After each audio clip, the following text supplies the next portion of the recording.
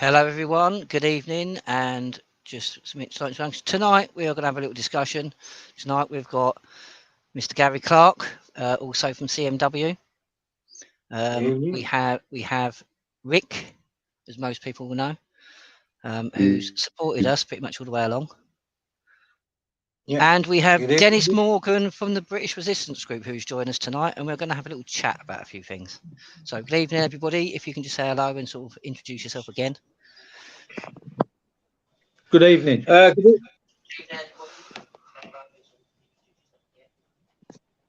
Good evening, everybody. You should know me by now. Good evening, Dennis. Good to see you on here at last, and we've managed to speak. Yeah, good evening, Gary. Yeah. Good evening, Rick.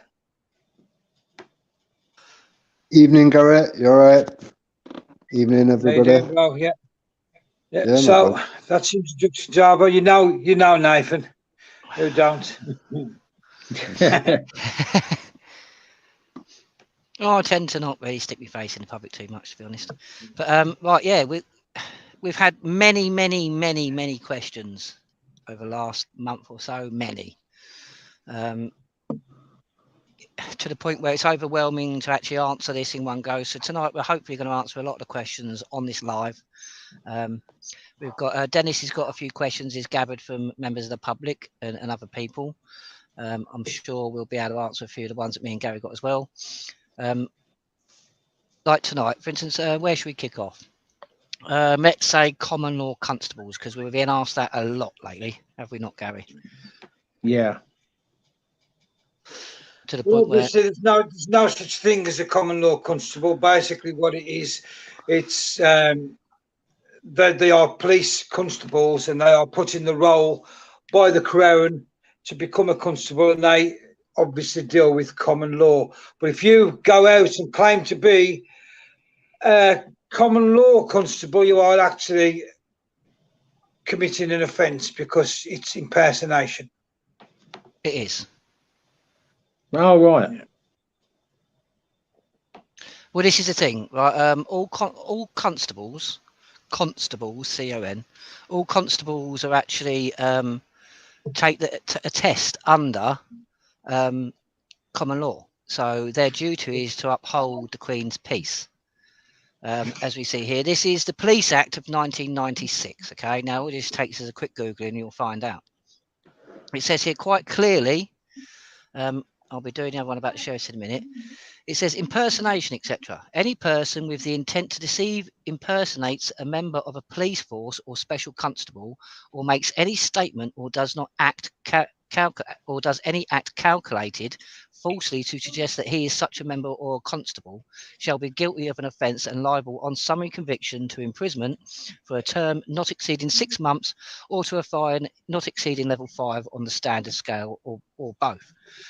5 on the scale is very high, by the way. Any persons who, not being a constable, wears any article of police uniform in circumstances where it gives him an appearance so nearly resembling that of a member of the police force as to be calculated to deceive, shall be guilty of an offence and liable on summary conviction to a fine not exceeding level 3 on the standard scale. Part 3. Any person who, not being a member of a police force or special constable, has in his possession any article of police uniform shall, unless he proves that he obtained possession of that article lawfully and has possession of it for a lawful purpose, be guilty of an offence and liable on summary conviction to a fine not exceeding level 1 on the standard scale.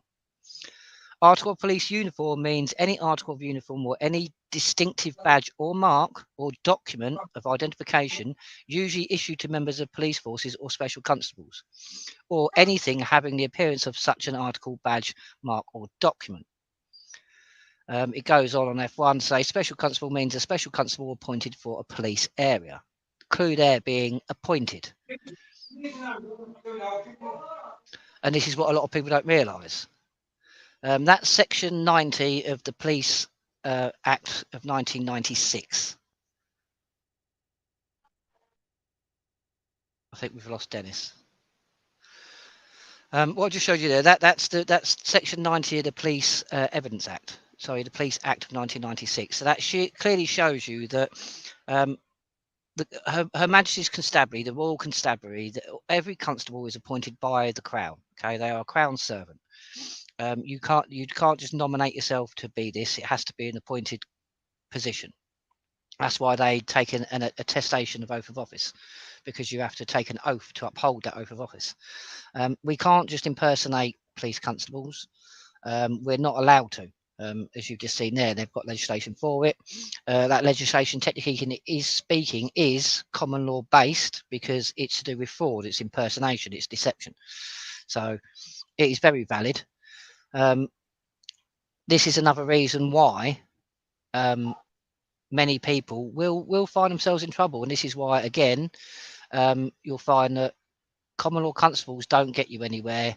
In fact, it's more likely to get you into trouble. Like I said, that's a quick Google search. Okay, that was on Google. All you have to do is put in section 90, impersonate a police constable, and it will come up. So you've got the legislation there. It is common law based legislation because it's based on deception, which is within our common law. It doesn't take 5 minutes to read it and understand that you shouldn't be impersonating or having people believe that you have any rank of that of a constable or anything for that matter. This is all part of what constitutes the crime. I think we've got sorry about that. Right? And this is what constitutes the crime. We have an alternative to the constabulary. I'm not going to talk about that tonight because that's a whole new show. But we cannot, as people, unless we are basically appointed by the Crown, be known or have ourselves known as any form of constable, or even that of a lower office, and that's a special constable.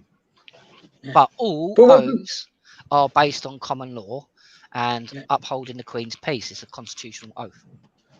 But what we've got to realise is, people, and I've said this before, is that we have actually got our own powers. It's called Section 3 of the Criminal Act. Yep, and if you see a crime being committed, you can actually use your powers of arrest, your citizen's arrest, on that anyway. So you don't need, if you see a crime going on, you don't need to say, I'm, a common law constable. You just use your powers as citizen's arrest under Section 3. It's just as good, and you hold them there till the police come and then pass them over. Just as good. Well, this is the thing. We do have people using PACE at the moment. That's mainly sort of like the pedo hunters and stuff like that. They're using Section 24A of PACE. It's the Police and Crime and Evidence Act, I believe. That's technically not ours. That's for the Royal Constabulary to use. But it's like Gary says, we have actually all got a constitutional duty and a common law duty to keep the Queen's peace and uphold our laws. And that's our laws, not the UN's, not the EU's, our laws. And this is what we've got to get to grips with. Many people sit there and say that about citizen's arrest. Citizen's arrest is basically you've got to understand, it's to highlight a crime. You are not judge, jury, and executioner. All you do is you have to have proof that a crime is being committed or is about to be committed or is in the process of being committed before you make that arrest. There's a number of other assessments you have to make before you undertake that arrest. It is true, yes, you can. I mean, under Section 3, the chance of being countersued for assault is not there. That is true because your belief. But again, this comes down to actus reus and mens rea, your physical action and your mental intent on your actions, what you did. So it's not just a case of just arresting someone. You can, in the spur of the moment, yes. But if you're going to do what most people do, it's like when we went to the Fabian Society. We had the crimes all signed, sealed, delivered. We had what we call just reasons. We had lawful just reasons to do what we did. There's a lot more to it, but you'll have some constables, even our thing, said that they do lawful arrests, not citizen's arrest. Well, citizen's arrest is actually a very, very lawful arrest because it's based on our constitutional and common law. It is a duty under the law to do so. Otherwise, you're actually complicit in the crime if you do not then do anything to stop it. So a citizen's arrest is just as much as a lawful arrest as it is the police's. In fact, actually, technically speaking, there's been a lot of argument because our rights under Section 3 of the Criminal Law Act of 1967 are actually higher than that of the Army and the police force because they took a lesser oath of office to uphold the law because they get paid for it rather than their constitutional duty. Right. So there is a clear distinction. But citizen's arrest is applicable to all of us because we all have to uphold the law. Right. So Right.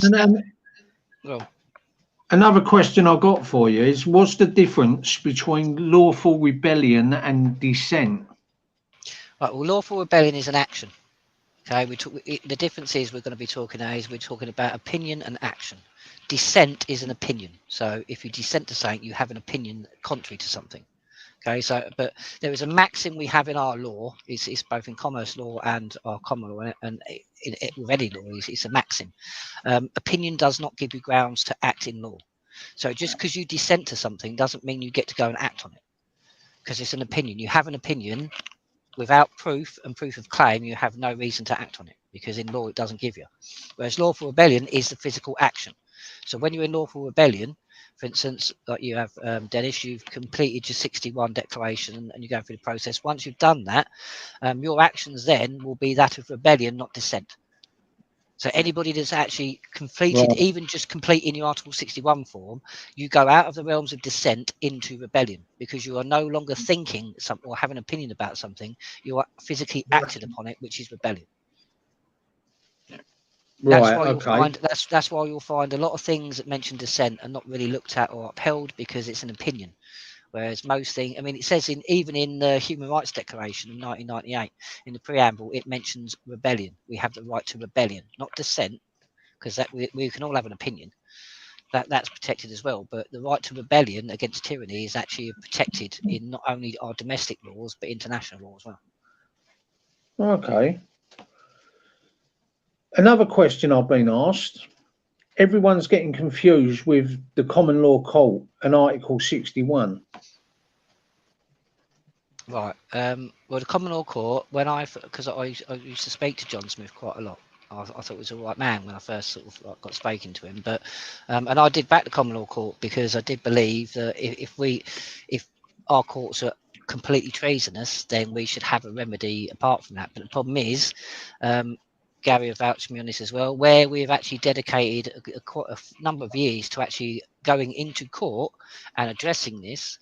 We've found that they have actually upheld common law, and they do actually uphold the Constitution, even though sometimes they try and subvert it or ignore it. They're not denying it, and it's not there. They're just trying to use a legal manoeuvre to try and get around it. So we can't at the moment say that our courts are completely tyrannous and unlawful, because it is actually our duty to go into these courts and uphold our laws. It's not their duty to uphold them for us. Only we can uphold our rights. So until everybody goes into court and upholds common law and Constitution, they can sort of get away with what they're doing. They're not actually acting unlawful, because you're not creating your jurisdiction when you go into court, so therefore they don't have to uphold it. One thing we did find when I've done my research that lot with the common law course is it's the manner in which it's done. A jury has to be an unbiased jury. So what you can't do is get, say, 12 to 17 of your Facebook mates hold a court and then find someone guilty, because it's what's classed in law is it's basically it's a conflict of interest due to a bias opinion or bias stance. So basically, in a nutshell, then people go into these common law courts, they're going with an impression of who's being tried, and they're going to find them guilty. It's unfair, because they're going to find them guilty. They're not going on facts or law. They're going on, well, I think this person is guilty, so they're guilty. Which a lot of it, if it was to be moved into a court, would actually be thrown out on that basis. And this is a problem. Common law courts have to learn a lot more, and they have to be a lot more lawful. You can't just hold them anyway. It actually states, I've actually got the common law court booklets and stuff like that, but it actually clearly states, even at an international level, that they have to be done with certain facilities in a certain way. And I've witnessed one or two of them, and they're not done in that way. It's not just that. The common law court itself at the moment is asking people to re-register things, i.e. your birth certificate. You don't own your birth certificate. It's actually Crown copyrighted. So that's why you can get into a lot of trouble for either using your birth certificate or destroying it or defacing it and stuff like that, because it's actually Crown copyrighted. So we don't own it. It's part of a Crown trust. You can't re-register, because register, a legal definition of register is to transfer ownership. So you, not owning your Crown trust, cannot transfer ownership of that to the common law court. That's fraud. So they're committing fraud to getting you to do it. The same as with your driving license. Again, that is a Crown contract. You have a contract with the Crown, which basically applies to the road traffic laws and everything like that. You create a contract that you would abide by these rules. So you have to deal with a contract before you can deal with the breaches. Also, common law court, they're trying to get people to register Article 61. Now, this is a massive problem because you can't do that. The only people that can take charge, and listen to the wording, the only people that can take charge of your standing under 61 is the barons, because they are constitutionally obliged to be our legal advisors. That's why we always do it, the CMW do it in the way we're doing it, because we do it by law.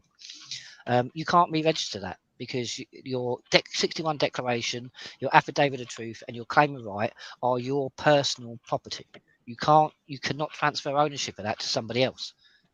You can transfer your allegiance and diffidatio through doing that process, but you cannot transfer the documents or your abilities or even the actions you do underneath that. So again, you're registering something that you are not legally or lawfully allowed to register. Right, okay. There is another question I've been asked as well by a lot of people, and that's why is there so many people explaining and teaching common law in different ways? This is something. Do you want to jump in on this one, Gary, or shall I do it? Basically, with that, it's interpretation, I would say. But the thing is, with me and Nathan, we've never wavered, Dennis, from what it says. We basically do it to the letter. We don't put our own opinions on anything. We don't add anything or take anything off. We do it exactly as it says in the Magna Carta. We've never, ever, and that's why we're saying this is where a bit like sometimes you can get where this is where lawful dissent will creep in, where they'll teach it, but they've got their own opinion on it. But we don't do that. When you come to us, it's as it states in the Magna Carta, no more, no less. That's exactly what it says on the tin. We don't do it any other way. That's why we've never been in any trouble. it? I'll concur on that lot. I think that is a lot of the problem. I mean, me and Gary, we've arrested 5 MPs. We went up to Scotland Yard. We've done quite a few things, and we've never been put in prison. Even though there was a judgment against me for corona, it seems to have disappeared because we've done everything lawfully. A lot of people do, it's like Gary says, a lot of it is interpretation, because a lot of people think because we're dealing with Old English that there's a different interpretation. There's not really. Grammar does come into it, it really does. But the main difference is like Gary says, it's interpretation. Many people interpret things how they want to. So it's like, for instance, it's like with my research. When I do research, I don't set out to prove myself right. I set out to prove myself wrong, because it doesn't matter what I'm left with. Everything I'm left with that I can't disprove has to be the truth. This is what a lot of people don't realise, and they don't do. A lot of people, it's like, for instance, lawful dissent. They got a group of people to go. I believe they split up and then got back together. But there's a group of people who actually tried under Article 61, taking, I think it was Edinburgh Castle. Now, for someone who's the head of a constitutional and supposedly common law movement, I'd expect them to understand that Scotland never had Article 61. Yes, it's true. Scottish barons and Scottish nobles did help out in 61, but that was only lending forces, and mainly their involvement was supplies, basically. And that was only because through family ties and stuff like that. Scotland never had Article 61. So to then go and try and take a castle would be unlawful. It'd be technically speaking sedition and treason. You'd think somebody who headed a movement would know that. But this is where we get a lot of things. It's like people storming libraries and taking libraries. Now, all you have to do is read Article 61. I'll put it out again on my page, and we'll do another show on it. But Article 61, the clause Article 61 in the Magna Carta 1215 is written differently to that of every other clause in Magna Carta. And the reason why this is done is so that at the time of whenever lawful rebellion's actually upheld, and we do need to start doing this, there would be an appointed person who would go to every town, and they would gather people around and they would read out Article 61. Now, it's written in layman's English, so layman's terms. So it's written so we can all understand it. For instance, all those who are trying to take public buildings like libraries and stuff like that, if you actually bothered to read Article 61, you'd see it states quite clearly that we only have jurisdiction to take royal buildings. Now, this is buildings owned by the Queen. This is not public libraries. These are not public town halls or anything like that. So Well, anybody that's saying I took a town hall or I took a library, they're lying, because the law does not allow us to do that. All we can do is basically, distress and distrain Parliament and the Crown. if you're going to do that, you're actually hurting yourself, because you're not distraining Parliament or the Queen anymore. You're straining yourselves, because you're stealing and you're taking over public buildings, which is yourselves. So you're just damaging yourselves by doing that. It's actually classed as domestic terrorism. Yeah. Right. Oh. See, one thing I've noticed. Sorry, Rick. One thing I've noticed over the period of time is there's lots of people trying to do the same thing, but they're all doing it in different ways and whatever. Yeah. But there's often a financial reason why they're doing what they're doing. This common law, the constable thing, they was all paying to train to do that, weren't they? Do you know what I mean? So people have got to look at it. Yeah, exactly. Yeah. This is the thing. I mean, CMW have been doing everything they've been doing for the whole time. They've been doing it for free. That's the massive change, you know, the difference in my eyes. Every single other arm and leg around it seems to be a financial reason why they choose to do what they do. And when you do ask them about anything, they either have no answers, or the answers that they do give you don't hold their own water. So, to me, people do have to check these things out. You know, you and Gary will. If somebody says, I don't understand this or I don't understand that, you go into detail until they do know exactly what you're on about. You know, and then it becomes that each one teaches. But this is the thing, everyone learns in different ways. So at CMW, we try and cater for all the different ways people learn, whether it be visually, audibly, writing. I mean, so we try and do it as many. And like Rick says, we will sit down for as long as it takes, and we'll find one way where you will understand it, because it is easy to understand, but you've just got to be taught it in the right way. This is the problem. Yeah.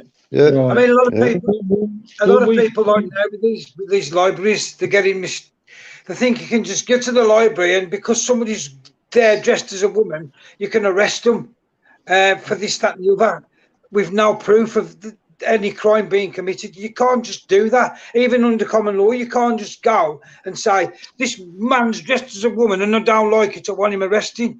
You've got to have a reason. He's got to be doing something wrong to be arrested. It's not because we don't want these people to be taken out that building, but you've got to have a good reason. You've got to have a reason, and that just because she's dressed as a woman isn't a good enough reason. No, you have to prove a crime, and you can't just go and accuse somebody of something. You have to have proof of your claim. So, for instance, I mean, saying that, there was a group in America who got evidence of a drag queen singing a song. I think it was on YouTube, done his own song, and he was talking about grooming young children. A couple of months later, apparently he was in a school or a library or something, with his legs wide open, showing everyone everything, and he was reading stories to kids. Now there is probable cause. You've got evidence of him stating in his own. You've got evidence of him stating in his own words his intention is to groom children, and then he's in an area of his own volition, and the backing, the co-conspirators who actually booked him to actually help him in his agenda. So that way you would have what you call due process and just reason. But you can't just go and do something because you don't like it. And this is, again, comes back to dissent. Dissent is an opinion about something. You're perfectly entitled to it, and you're perfectly entitled to voice it. But to act on it is something different. Yeah, and we all know it's probably it is morally wrong to take 2- and 3-year-old children to watch a drag queen read books and that. It is morally wrong, and it shouldn't be allowed. But that's down to educating the parents, basically, rather than the children.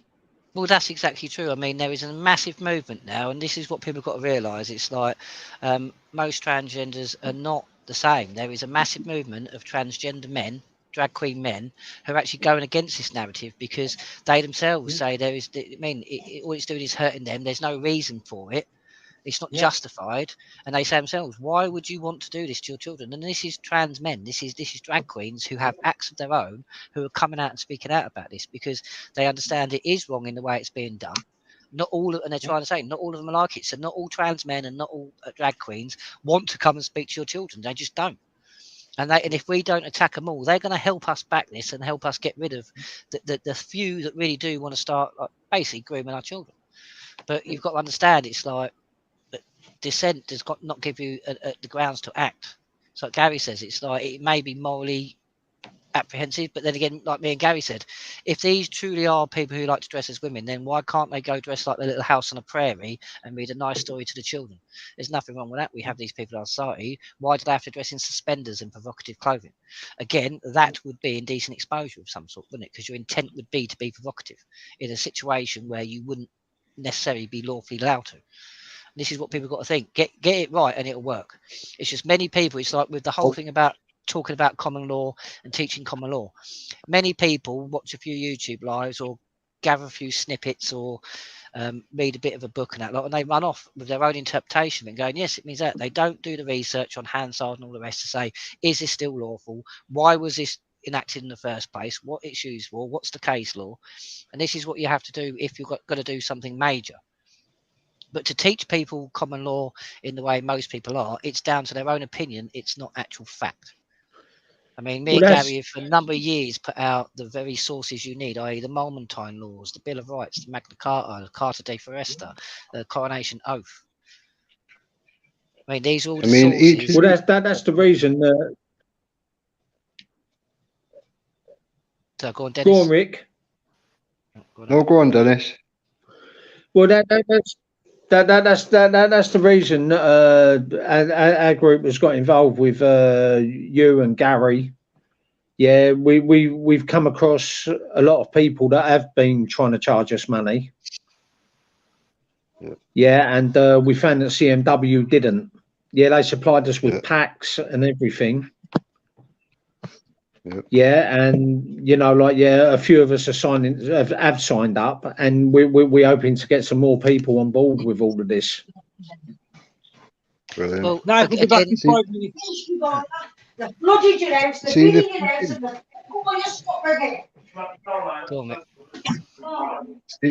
See, the thing is, all people have to do is look back to the Khan event. The names on that, some of them weren't even relevant at the time. Some people hadn't heard of them, but they've heard of them now because they're very relevant. You know, look at Kate Green. No one knew what she was involved with and what she was doing at the time, but they do now. This is it. Everything's become more relevant now. You know, CMW, as far as I can see, that's been the problem. It's been, you've researched that much, you can see what's coming before it becomes visible, and people don't get onto it quick enough. If enough people would have batches on that, you know, those people wouldn't be relevant now. You know, they would be pushed aside. You know, they would be dealt with accordingly. But we are where we are right now. You know, to me, it's one of them. Look at what happened. Look at the names that was read out, the charges, whatever. That was an active crime number for that. Was it a 3-year period or something? If you just done anything, it can still be made active. It's just basically they shelved it after 3 years because it was inactive, because it wasn't in the public. But you think doing what you did in front of, doing what you did in front of all that media, that went worldwide. Do you know what I mean? If you would have done anything incorrect, every single person there would have been done by now. But yet you've not. Yeah. So in my eyes, you've done everything correct. We just needed public support, and it just wasn't there. Exactly. I mean, well, that's the thing that. Go on, well, that's the thing that we want to do. We want to try and unite groups. We want to try and, you know, get as many people on board with CMW as well. And we're very grateful to, the knowledge and that you've actually given us. Because we felt a bit of a loss that nobody was really doing anything about it until we come across you guys. I can understand that. I mean, I've been around so many groups for such a long time. Any avenue that's worth exploring, we've explored.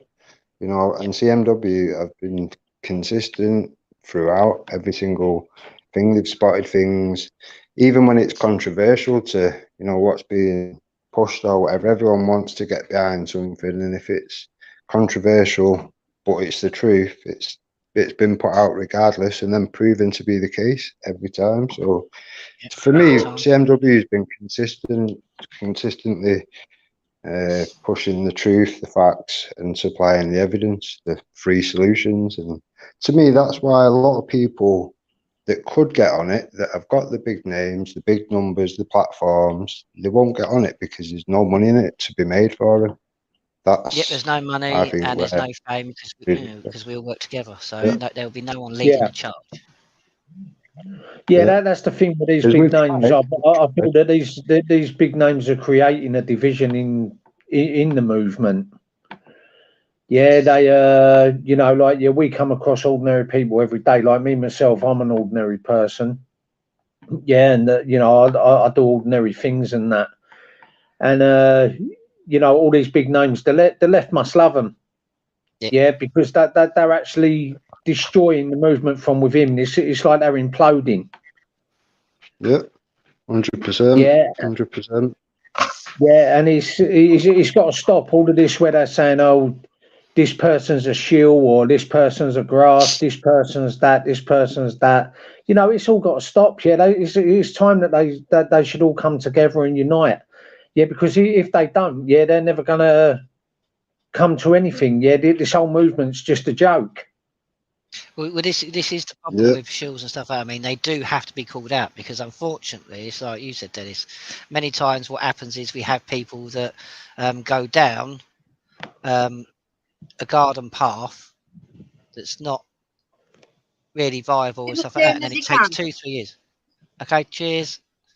Then it takes people down a garden path, and nothing's done for 2 years. It's a distraction. So a lot of these people do need to be called out. But it's like you said, Dennis.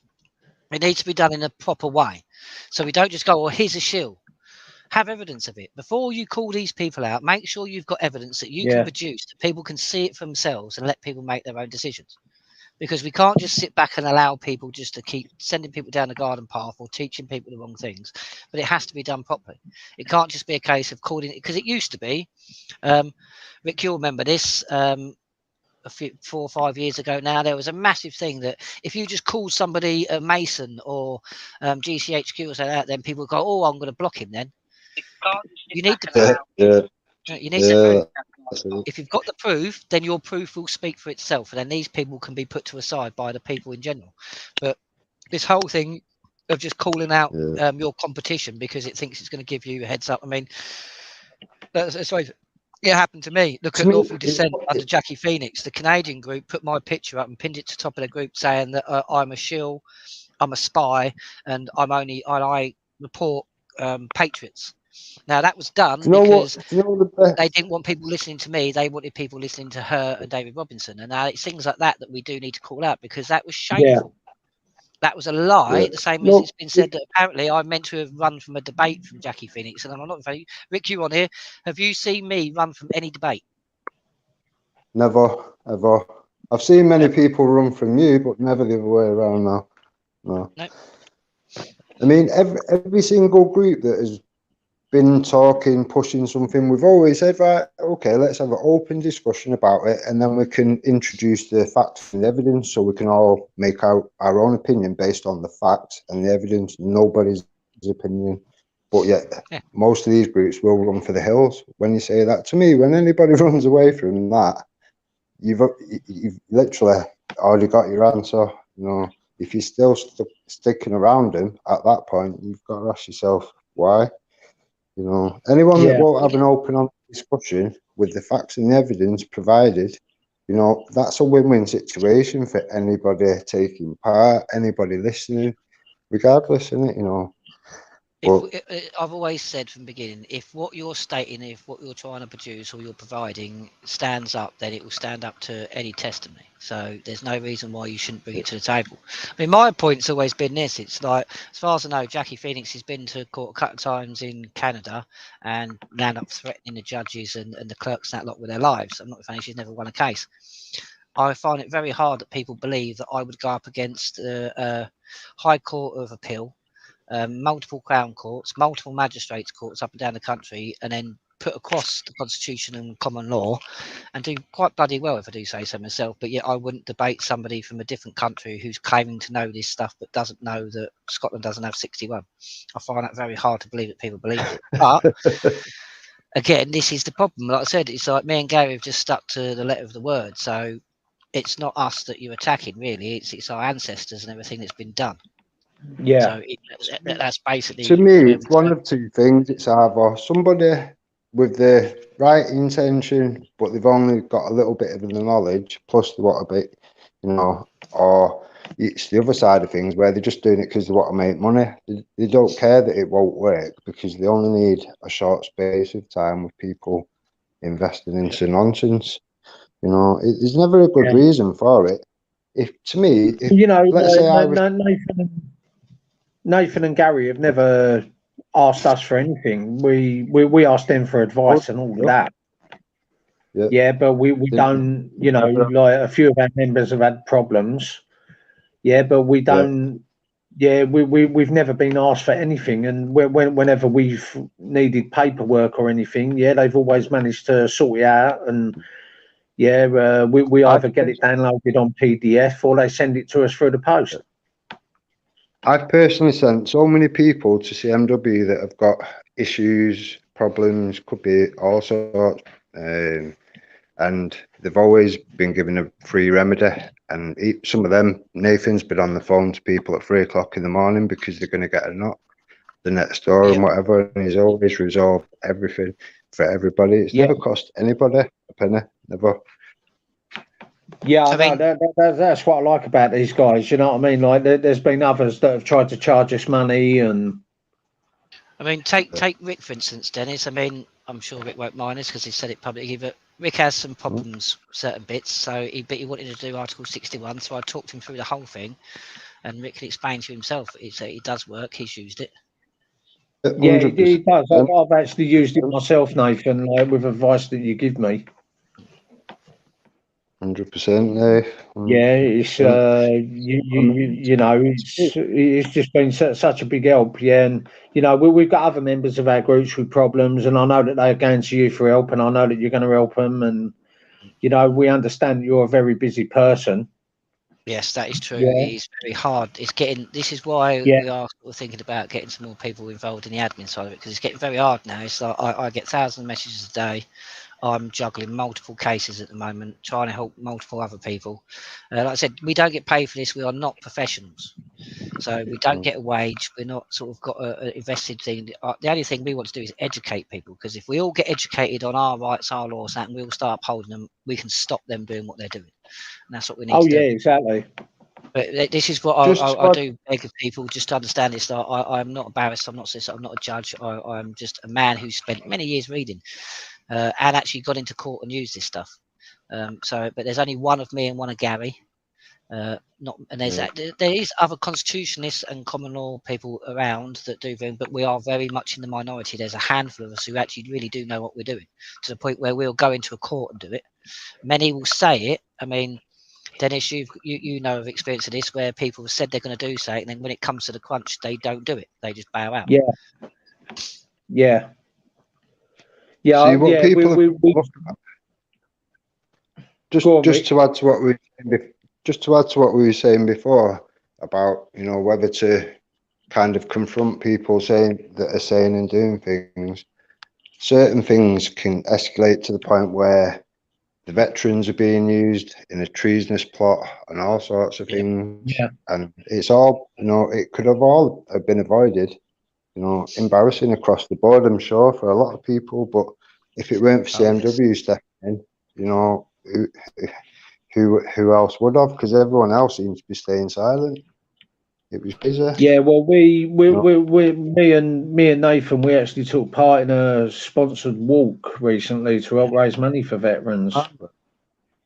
Right, brilliant. Yeah, and it was with that young lad, weren't it, Alex? Yeah, little Alex. Alex.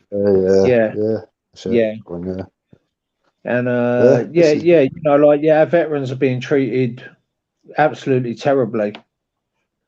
Absolutely terribly. There's, you know, like, yeah, we're hoping to try and arrange something down here in Essex. That's what's needed. We was hoping Nathan and that could lend their support to it and all of that as well. Yeah. You know, this is the thing. I mean, the veterans have been pulled from pillar to post. You know, if you look across the movement over the last 10 years, they've been pulled from pillar to post. Everybody would want them, you know, in their group. You know, to me, if you've got the veterans on board, you will get Joe Public on board. It's you looked at very different, aren't you? So to me, it's one of them. There's a lot of veterans with a lot of problems, you know. Like, we've met some at the PTSD camp. Yeah, and so some of them are just so fucked up, but yet they're the nicest people you could ever meet. Often that is the truth. Often it is that some of the nicest people just get screwed up, and then they don't get the help, and then it just makes things worse. And their cries for help usually look to most people as them being horrible or violent or saying that, when actually they're just crying out for help. Yeah, well, the PTSD camp, we found that they actually do help them quite a lot. You know what I mean? They help them into employment. They help them get housing. There's all of these people that are slagging it off. You know what I mean? But we've actually been there and seen it. Yeah, I've heard a lot of good they've done. I mean, I've heard a lot of bad stories, but I don't technically really listen to most of the bad stories. Like I said, without proof, show me proof, and then exactly. That's why we went there, to see it for ourselves. Well, Camp PTSD have asked me and Gary if we'll go up there for a talk at some point, so we'll probably be doing that as well. Well, if you want to do that, if you can make it to London, Nath, we can pick you up on the way. Yeah, that'd be blinding. Yeah, we'll sort that out. Right. Yeah. We can come back to this. I just want to get this last little bit done thing about the thing, because I want to now talk about, because people going on about where's the common law sheriffs. Okay. So I'm going to show you another bit of legislation that is common law based, and there's a reason for this. Bear with me. Because obviously CMW, we like to show proof as well as of our standing, so you'll be able to see it for yourself. Again, pretty much just a search of Google or even the government's own website does it. Let's see if it's worked. Right, there you go. Right, what you're looking at now is the Crime and Courts Act of 2015, not to be mistaken with the Criminal Courts Act, Justice and Courts Act of 2015. This relies solely, this is the kind of other side of Section 90 with a police constable. It says here, impersonation of designated officer. So a designated officer of the courts, okay, or any officer, because this is what people don't realise. A clerk is an officer of the court. It's an oath of office. So here we go again. So when you're talking about common law sheriffs, you can actually be done for impersonating as well. A person commits an offence if, with intent to deceive, the person impersonates a designated officer. The person makes any statement or does any act calculated falsely to suggest that the person is a designated officer, or the person makes any statement or does any act calculated falsely to suggest that the person has powers as a designated officer that exceed the powers the person actually has. Now, I'm not being funny. I'm going to make a little comparison here. This is what bailiffs are not doing in a lot of their actions. They're not actually appointed by the court. They're appointed because they're a private company. So the actual bailiff doesn't actually have the authority of the court. A person is guilty of an offence under this paragraph is liable on some conviction to either or both of the following: 51 weeks on conviction in England and Wales, 12 months on conviction in Scotland, 16 months on conviction in Northern Ireland. A fine not exceeding level 5 on the standard scale, which again is quite high. We're talking thousands of pounds. So there you go. So you've just now seen both bits of legislation, okay, that purport to pretty much you impersonating either a police constable or any office. So i.e. like a court official or anything like that. This is all protected by law because it's all to do with deception and fraud. So you can't go to somebody's house and say, I am a High Court sheriff, I'm going to seize your goods, because that's a crime. You can't go out saying, I'm a common law constable, because these are all appointed by the Crown. So unless all these groups that are trying to do all this, unless you're going to openly admit now that you're working with the Crown and you intend to get people to be inducted by the Crown into these things, then you are pretty much creating all these crimes. And I need to say this because a lot of people don't get this. If you've joined a group that are pushing common law constables and that are charging £25 to train people to be a common law constable, who are then going to go out and act as a common law constable, you're all complicit in that crime. Because you should all know, once you're notified, and if you've watched this, you're now notified, that it's a crime. So if you allow it to go on, you are now just as guilty as they are. So the whole group can be prosecuted, not just a couple of people who put the uniform on. This is what people have got to realise. This is common law. Common law is fairly basic in its essence. Half the problem we have is we've got a lot of legal jargon that's been cemented around common law because they tried to change our system back in, well, they did change the system back in 1953. And since then, the wording has changed. That's why a lot of my books are old up to new, because I've actually studied the change in the wording, and it is just wording. The essence is still there. But this is where people have got to understand. You can't, and this is why I think it's like you said, Dennis, we get a lot of different people sort of stating common law in different ways. It's like common law constables. At no point will you find anything in law that states that you can be a common law constable.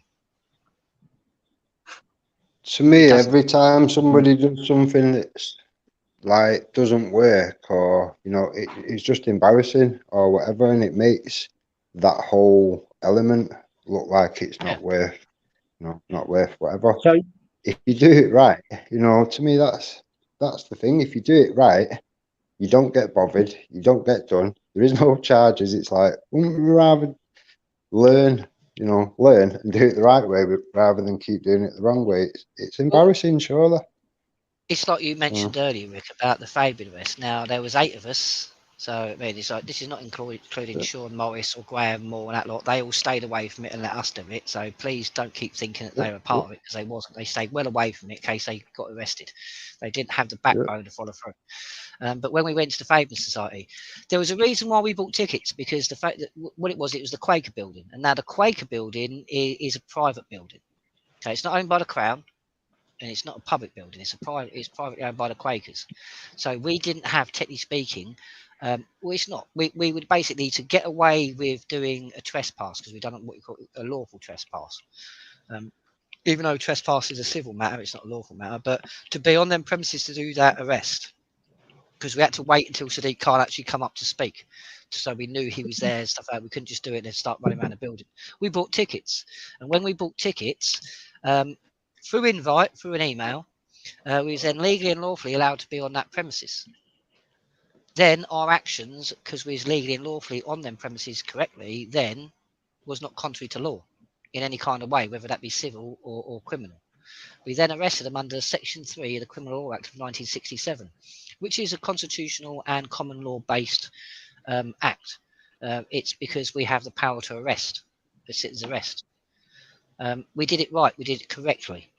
And this is the thing, we didn't just storm into a building mob-handed. We was all polite. We was actually, a lot of people have actually said who've seen the video, we was considering we was meant to be the right wing and the troublemakers. We was a lot better behaved than the actual audience in the Fabian Society, who are meant to be, by the way, the respected members of our society. So if you watch the video, you'll see how they act and what they're shouting at, and you'll see how we act, and you'll see the two sides of it. But we done it correctly, we done it lawfully. That's why we arrested, and we had evidence of crimes proven against Sadiq Khan and Keir Starmer. I'm just going to name them two for now.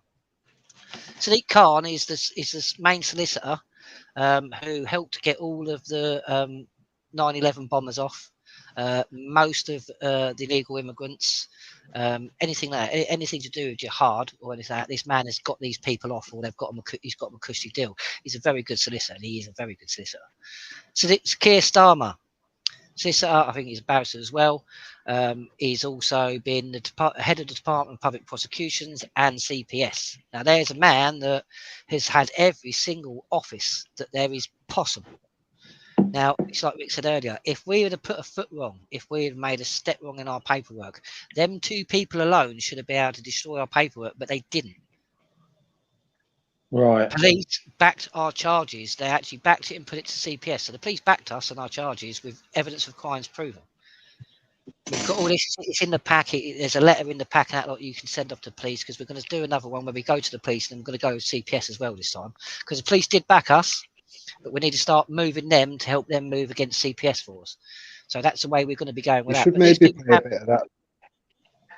Sorry, Nathan, I'm just saying you should play a bit of that at the end of the discussion, just so people can actually hear how interested the police was and whatever. Yeah. And they wanted it. So you got to think, in the police's mind, they didn't join. They didn't join that job to do what they're doing and protecting the people that they are protecting. But yet, they're duty bound, or they think they are, or whatever. A lot of them are actually quite interested. The amount of people that we spoke to along the way, the police, etc. There is a lot of interest for, how can we do what we need to do in a lawful manner. There is a lot of interest from the right places that you'd want it to be honest. Well, you're very true. I mean, you've been there from the beginning of it as well. So you've been on a lot of the marches I have. We've both seen what goes on. And we've both spoken, I mean, Gary as well. We've all spoken to constables. And if you treat them with respect and you try and educate rather than like castinate or dictate, most of them will be interested, because it's exactly like Rick says. Most constables get into the constabulary because they think they're going to protect life. They're going to keep the peace. They're actually going to do some good in their community. That gets subverted through their training. And this is what a lot of people don't realise. And then they are kind of bound by an unwritten rule. They're not to go against each other. They've got to do this. They've got to do that. So they kind of get trapped themselves. But there is a lot of constables out there now who are understanding that the public don't see them like they thought they would when they put that uniform on. And a lot of them do understand why the public don't see them with respect anymore. And a lot of them are trying to change that. But we can't keep attacking all the good constables as well as the bad constables. We need the good constables to actually back us with the bad constables. And until we create a situation, it's going to be very hard. And like I said, a lot of these constables are taught from what they class as the undying authority that this is exactly how the law is. This is what you need to do.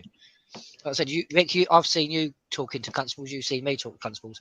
What is the reaction when they start to realise that their oath is actually to common law and not to statute? And when you start to show them that they don't actually have the lawful right to uphold statute, they get quite It totally changes.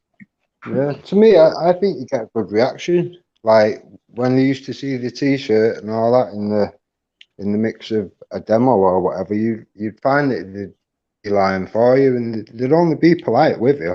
They weren't being aggressive or offensive or whatever. If anything, they was trying to, see what they could gain from it to use, kind of thing. I think we've had a lot of good response, to be honest. Yeah, we have over the years many. So when we used to get really, so we are going to start bringing that back, because I do think everyone needs to start now getting flags for their own groups. That lot, we need to start publishing ourselves and publicising the fact that there is unity between groups. Us doing away with flags and banners, that was probably the worst thing we ever did, because it's amalgamated into nothing now. There's no perception there of what's going on or what's actually being promoted or actually being going against. So we need that back. So groups need to start getting their flags back, their banners back, start sort of showing that it's like, even though I'm fighting for the children, I'm also fighting for my common law rights, and I'm also fighting for this and that lot, because you'll be backing everyone. This whole thing about, you've just got to concentrate on us, that shouldn't be, because it's about all of us. That's right. If we was to hold a common law day and we had a stage and some speeches, things like that, we'd want everybody turning up with their own flags, because that day is not about us, because we all have the right to our inalienable rights. We all have the right to common law, and we all have the right to be protected by our constitution. So every single group has the right to go there, and they have the right to basically promote themselves. And this is what we need back. But as Rick says, when we used to go down as the White Pen Dragons or CMW, we've done it a few times. Once they see the T-shirt, the logo, because they do know who we are. Many have dealt with us as being. You do get the odd one here or there. I don't know if you was there on that one, Rick, when I got that. I think it was the sergeant. He was told by his superintendent to get in the van and go back to the station because he was getting a bit out of order. He was breaching the peace. That's the only one really I remember that I've had to sort of really go up against. And he, to be fair to his superior officer actually got him to go back to the station. He was reprimanded. He only had a written reprimand, but I was more than happy with that because, as I said, I just wanted him to be educated on the fact he's not allowed to do this, and he was. But most of the time, it's like Rick says, constables come up, they want to talk, they want to interact. They don't want you to just start barking at them. They want you to explain your reasoning, what you're saying, why you're saying it. And once you do, you'll find a lot of them, because they got into the constabulary because they wanted to uphold law. So once you show them, here's the law, here's actually what it is, this is what it shouldn't be, most of them will make that decision themselves. Most of them, we've always got quite a good reception. I mean, don't get me wrong, there's been some events we've turned up and like the constables see the logo and they're like, oh, because they know that we're going to. To me, it's no different than any other job. It's no different than any other job. If someone gives you a tool which gives you an ability to do the job easier, better, you know, you're just going to use that tool. All we're doing is giving you that tool. That's what we've been saying about CMW. Yeah, the way we look at it, if it's a tool in our arsenal to take down what's going on, and the knowledge that Nathan and Gary have got, then you know what I mean. We've got to use that. Exactly. Yeah, we have to use it. We have to use it. You know, it's definitely a tool in our arsenal that's got to be used. 100%. 100%. I mean, this is the thing. A lot of constables we've had over the years, a lot of it's like Rick says. It's like once you educate them to the point, because you've got to remember they've been indoctrinated just as much as everybody else, especially if you're in the constabulary after 83. They've been indoctrinated, so this is a law, no one knows the law, only you know the law. I mean, a lot of constables when I speak to will quite openly state that they do more research on the law than most solicitors they come up against, and it's true because they are bombarded every week with legislation they have to uphold. But once you actually educate these constables and educate them in their oath and what they're actually meant to uphold, a lot of constables are quite thankful because off the record, a few constables have said to me, thank you, because this means now I have just cause and just reason to deny orders. Because a lot of police, like me and Gary, it was Cassandra Dick herself, and was told, I believe it's on one of the videos, Cassandra Dick herself was told that the constables outside Scotland Yard had to arrest me and Gary. Had to. And a lot of constables are not happy with that because it's like we wasn't. I mean, I've spoke to constables about it who watched it and said you wasn't breaching the peace, and it is exactly true. You was there to highlight a crime and uphold the law. That cannot be classed as a criminal offence. I think that's why the whole thing disappeared, really, because what I was doing was actually of a higher lawful significance than the corona legislation they can't even prove. But, yeah, true. I mean, look at the advice that you give the pedo hunters and whatever, and then because they've had that extra coverage and power sort of thing, you know, look how many hunter teams there is now. There's at least 100 that I'm in contact with up and down the UK. You know, they're doing what they're doing under common law. So, that was, believe it or not, that was an uphill struggle to get anyone to actually listen to me on any of that. I mean, quite a few groups still are using 24A. But now the police just work with them. It's just, yeah. But I mean, now it's just like any other process. It's accepted now. It's, you know, at first it was a bit, oh, you can't do this, you can't do that. And if you remember, there was a lot of resistance from the police trying to stop people doing it, saying you're vigilantes and all that. But now it's normal. It's just they turn up casual, bam, bam, bam, do this thing, hand over to the police. There's no questions. It's just handing over the information now. Here's the thing. Here's the information. Because there was a small group of hunter groups that actually had a meeting, and I joined in that meeting via phone with, I can't remember his name, but he was a very high up member of the Met Police. And as I explained to him, because this is where I say, so the Section 24A is only really meant to be for the police to gather evidence, and it's true. But as I stated quite clearly, we are all the police. It's just some people get paid to do it on a daily basis. The rest of us have a constitutional duty to do it anyway. So to gather evidence of a crime so somebody can be convicted is there for all of us to do, not just the police. It isn't specific to one person, to which he had to agree. But even in that, basically, in essence, it was a bit of a discussion, bit of an argument. He wasn't too happy with some of what I said, i.e. the fact that we actually, if not more, duty bound to actually uphold the law than the constable. But in essence, it comes down to the fact of this is gathering of evidence for conviction. It's not doing, because what he said is you're trying to act like the police or do the police's job. Categorically, that wasn't true.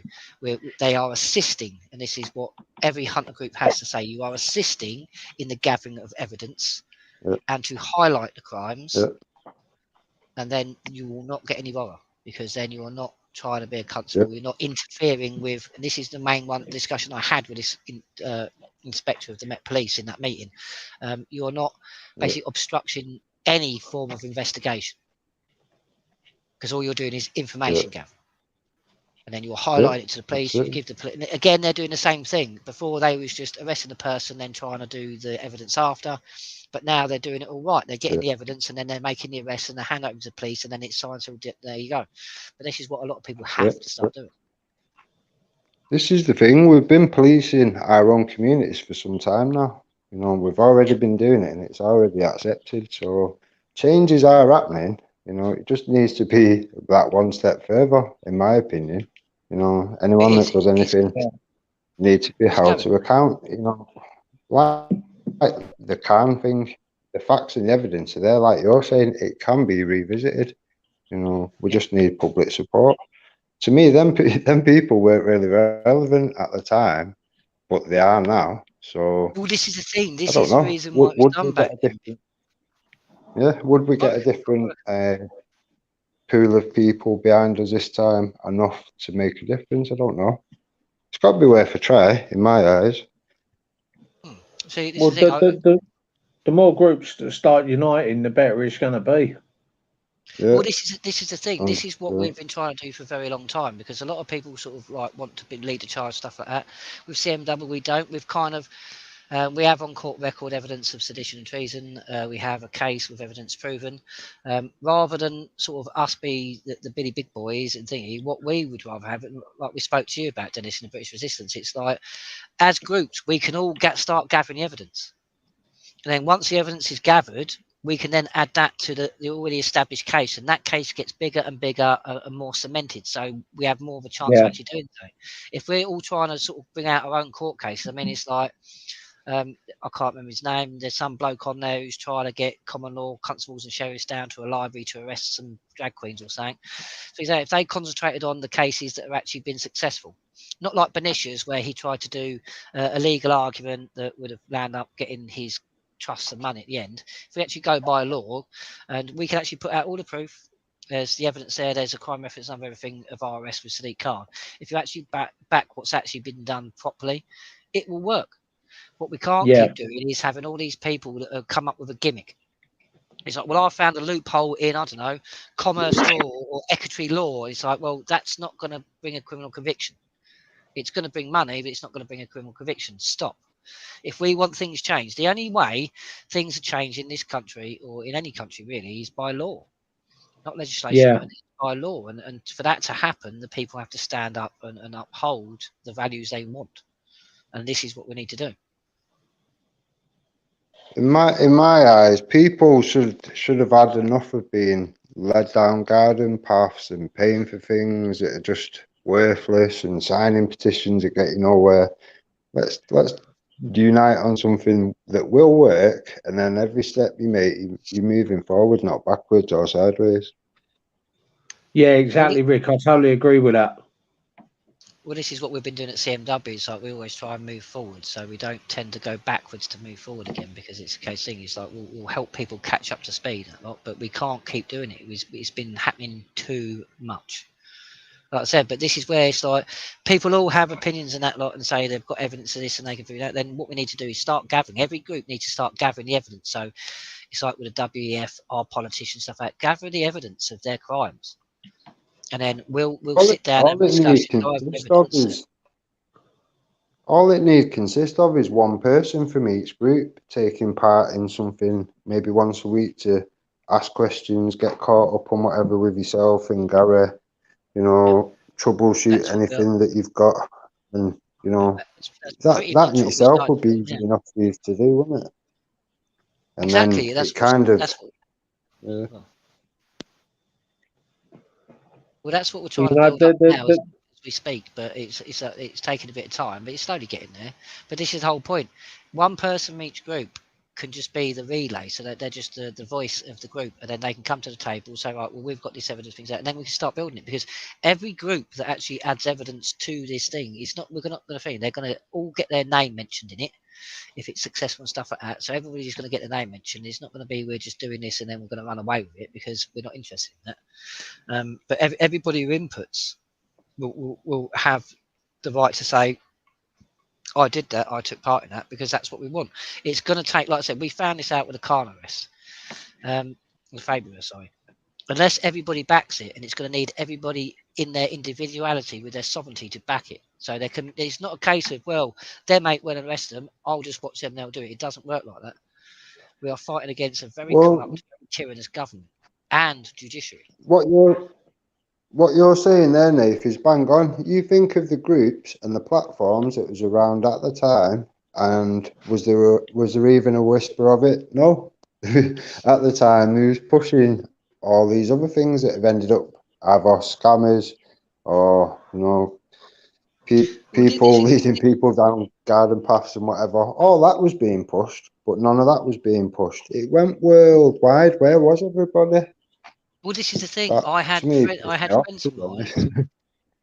I had friends of mine that didn't even know I was in the movement or anything about it, and said, because apparently there was special broadcasts and programs were stopped to actually bring people. Yeah, it was on Sky and everything, on it.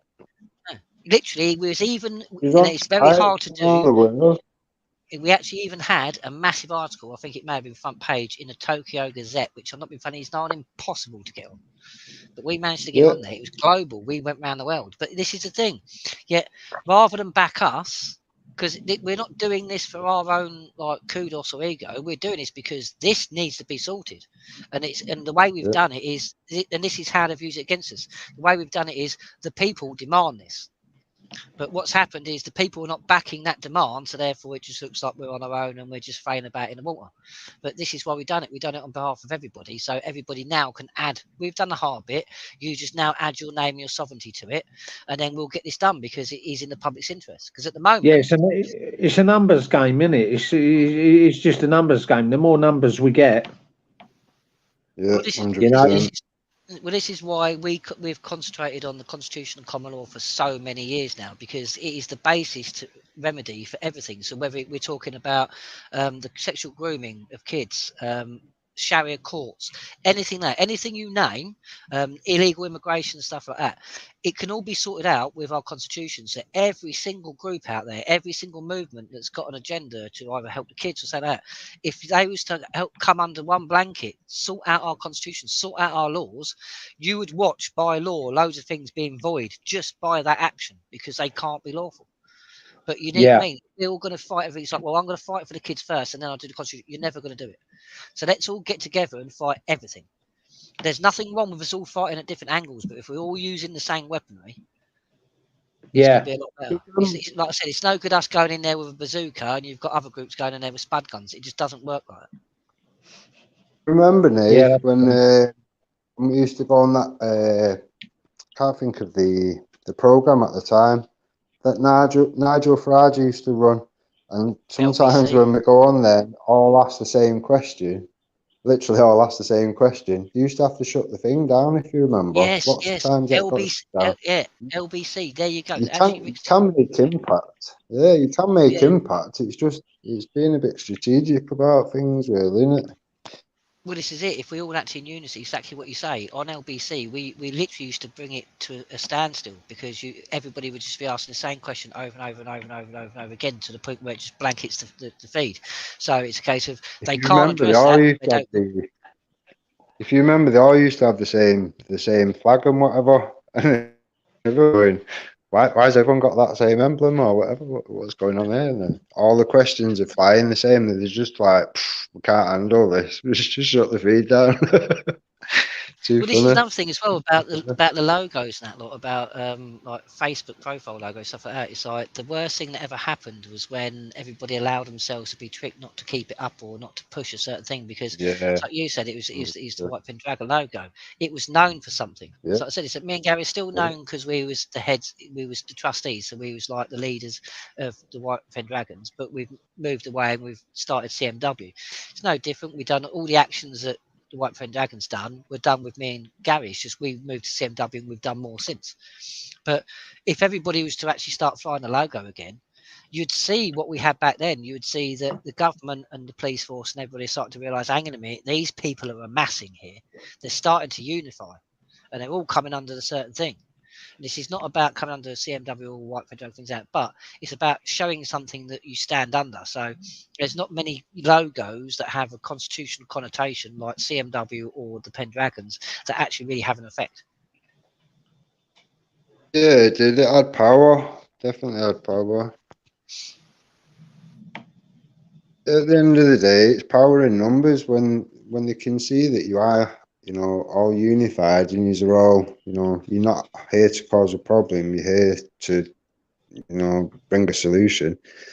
You looked at differently, definitely, 100%. Well, this is the thing. People, if we want this thing sorted, we're all going to have to start uniting. Now, not very, as me and Gary says, when we set up CMW, Constitutional Movement Worldwide, me and Gary decided from the very beginning there wasn't going to be any leaders as such. Yes, me and Gary are what you technically call custodians of the movement. We just basically oil the screws and keep everything working. But it's a people's movement, so it's based on what input you put in is to what you'll get out. So if you want something to happen, you want something done, then as much effort you put in is what you'll get out. So if you want something done, put in the effort. It's like with British Resistance, that they've come on board. They're now working with us, doing some amazing things and got some amazing plans. There's a number of other groups like Camp PTSD have asked us to go there for a talk. We've got quite a lot of unity happening now, and this is where we do need to really, that's what I wanted British Resistance coming on. That's why I can't thank Dennis enough, because we really do now need to start showing each other the groups that are actually on the right track, that are all together doing the right thing. Because it's like Dennis said, too many people who have got an opinion about common law, who've got a romanticised view of it, who are trying to teach it, who don't know enough to even teach the basics, are leading people down the garden path. So the more groups like British Resistance and that lot, Camp PTSD, us and that lot, that come together and say, look, right, well, we've all united and we've all agreed we're going to use the actual laws and the proper way of doing it. We'll show other groups and other people. It ain't about who's got the biggest ego and about who's top of the thing. It's about everybody being on the same page. And then once it's like with British Resistance, they've already learned things and learning things that enable them to now go and do things on their own, so they can work with us and within their own group. And this is what we've been trying to fight for from day one. Yeah. Can you put the links on after this finishes, Nath, for them groups that you just said, so people can check on it? Yeah. Sure. And anyone can find us on Facebook. Right, brilliant. That's it. If we all can Facebook, we're only a small group, but we're a pretty good group. But some of us are on bans at the moment, as you can imagine. Yeah, hard work on Facebook, isn't it? Yeah, Getter's not too bad. That's not a bad platform at the moment. I mean, it will change, I imagine, like all the others do, but for now, it seems decent. Yeah, so we have a lot of fun. You know what I mean? A lot of fun. You have to unmute your mic, Timmy. Oh, Timmy's on. I think I can do it from this end. No, Timmy's muted herself, so we'll have to wait until she unmutes before she can join in. But no, this is the thing. This is what I think we really do need to focus on. It's like the British Resistance group. I think how you found us, I think you was past our school notice or something, wasn't you? Yeah, that's right. The lady in question who needed it is sitting right next to me at the moment. She needed a school notice to help protect her children from being jabbed. Yeah, and it was CMW that helped us get that notice. I can't remember what it was called, but they helped us get the notice. Well, the notice, yeah, and it worked. The notice you used was actually written by CMW. What it was is because Numerous, because we wasn't going to do anything at the beginning, because I've been fighting schools and certain bits for vaccination for a number of years, and I was going to go a different way to it, but I found a quicker way to go through some bits. But we got pressured by a lot of people, because apparently there was a massive group of solicitors and barristers, say like 30 strong. Their notice didn't work, they ignored it. You had lawful dissent, you had a number of groups who sent notices, and they just ignored it. So then we thought, okay, we're going to write one, and we'll see if they ignore it, and if they do, we'll follow it up. But apparently no one's ever been ignored with it. It's just been no, we'll 100%, we'll contact you. So it's sort of done its job, really. Yeah, it done its job for the lady in question, and yeah, at first the first notice she was given was by somebody else, and it didn't work. Yeah, but the one with CMW actually did work. That came from you lot. Yeah, that was actually passed on to us by Temmie. There's numerous of us networking all coming together. So the unity started to happen. Probably, I would say, probably more now than it probably has done for about a good 5 years. So I'm very, very, very optimistic about it. We've got Temmie back. I think it's just reaching beyond. Can you hear me now, guys? Evening, Tommy. Evening, Hi. You can hear me in and out, and I can hear now. Just to there's a lot of groups, just going back a little bit, that they've been following other groups on common law, and obviously when you try to explain things, they just don't believe it anymore because they've been let down so many times. And it's a big problem, and it's very difficult to tackle it. So, is any ideas of what we can do with it? Oh, this is another reason why with CMW we always try and provide proof of our claims, which many don't, and this is the main problem. If people are trying to advise you of common law, the Constitution, anything like that, ask them for proof of their claims, ask them for their sources, because if they cannot provide proof of their claim or the source of their claim, then they are not making a legitimate claim. For instance, it's like, Temmie, you've seen me do it enough times in court and out of court. It's like Magna Carta 1215. Now, I can literally, off the top of my head, run you through the whole chronology of why it's lawful, why it wasn't appealed, and stuff like that. Most people can't because they don't know where to find the origin of the sources. They'll just say, oh, well, it's this. It's like, well, can you prove that? Because I'm going to need to prove that if I'm going to use it. And this is what a lot of groups and a lot of people don't do. They do not give you the proof so you have a sound basis for your argument. A lot of them think it should be, well, you should just listen to me. No. This is why me and Gary have said it for many, many years, and this is why we created CMW. So we have a situation where you don't just listen to us, you challenge us. You challenge us, and then we'll give you the sources, we'll give you the proof, and then you can go, right, I've challenged, I've got proof of claim, I'm happy now, I'm going to go and use it. Most groups won't do that. Because most groups, you'll find, on the first couple of questions, they fall down and they don't like you, and then they want to block you because you become a troublemaker. Yeah. Yeah. But as we say in CMW, and we've said for many, many years, there's no such thing as a stupid question with us at all. The only stupid thing is not asking the question to get the answer. That's the only stupid thing about it.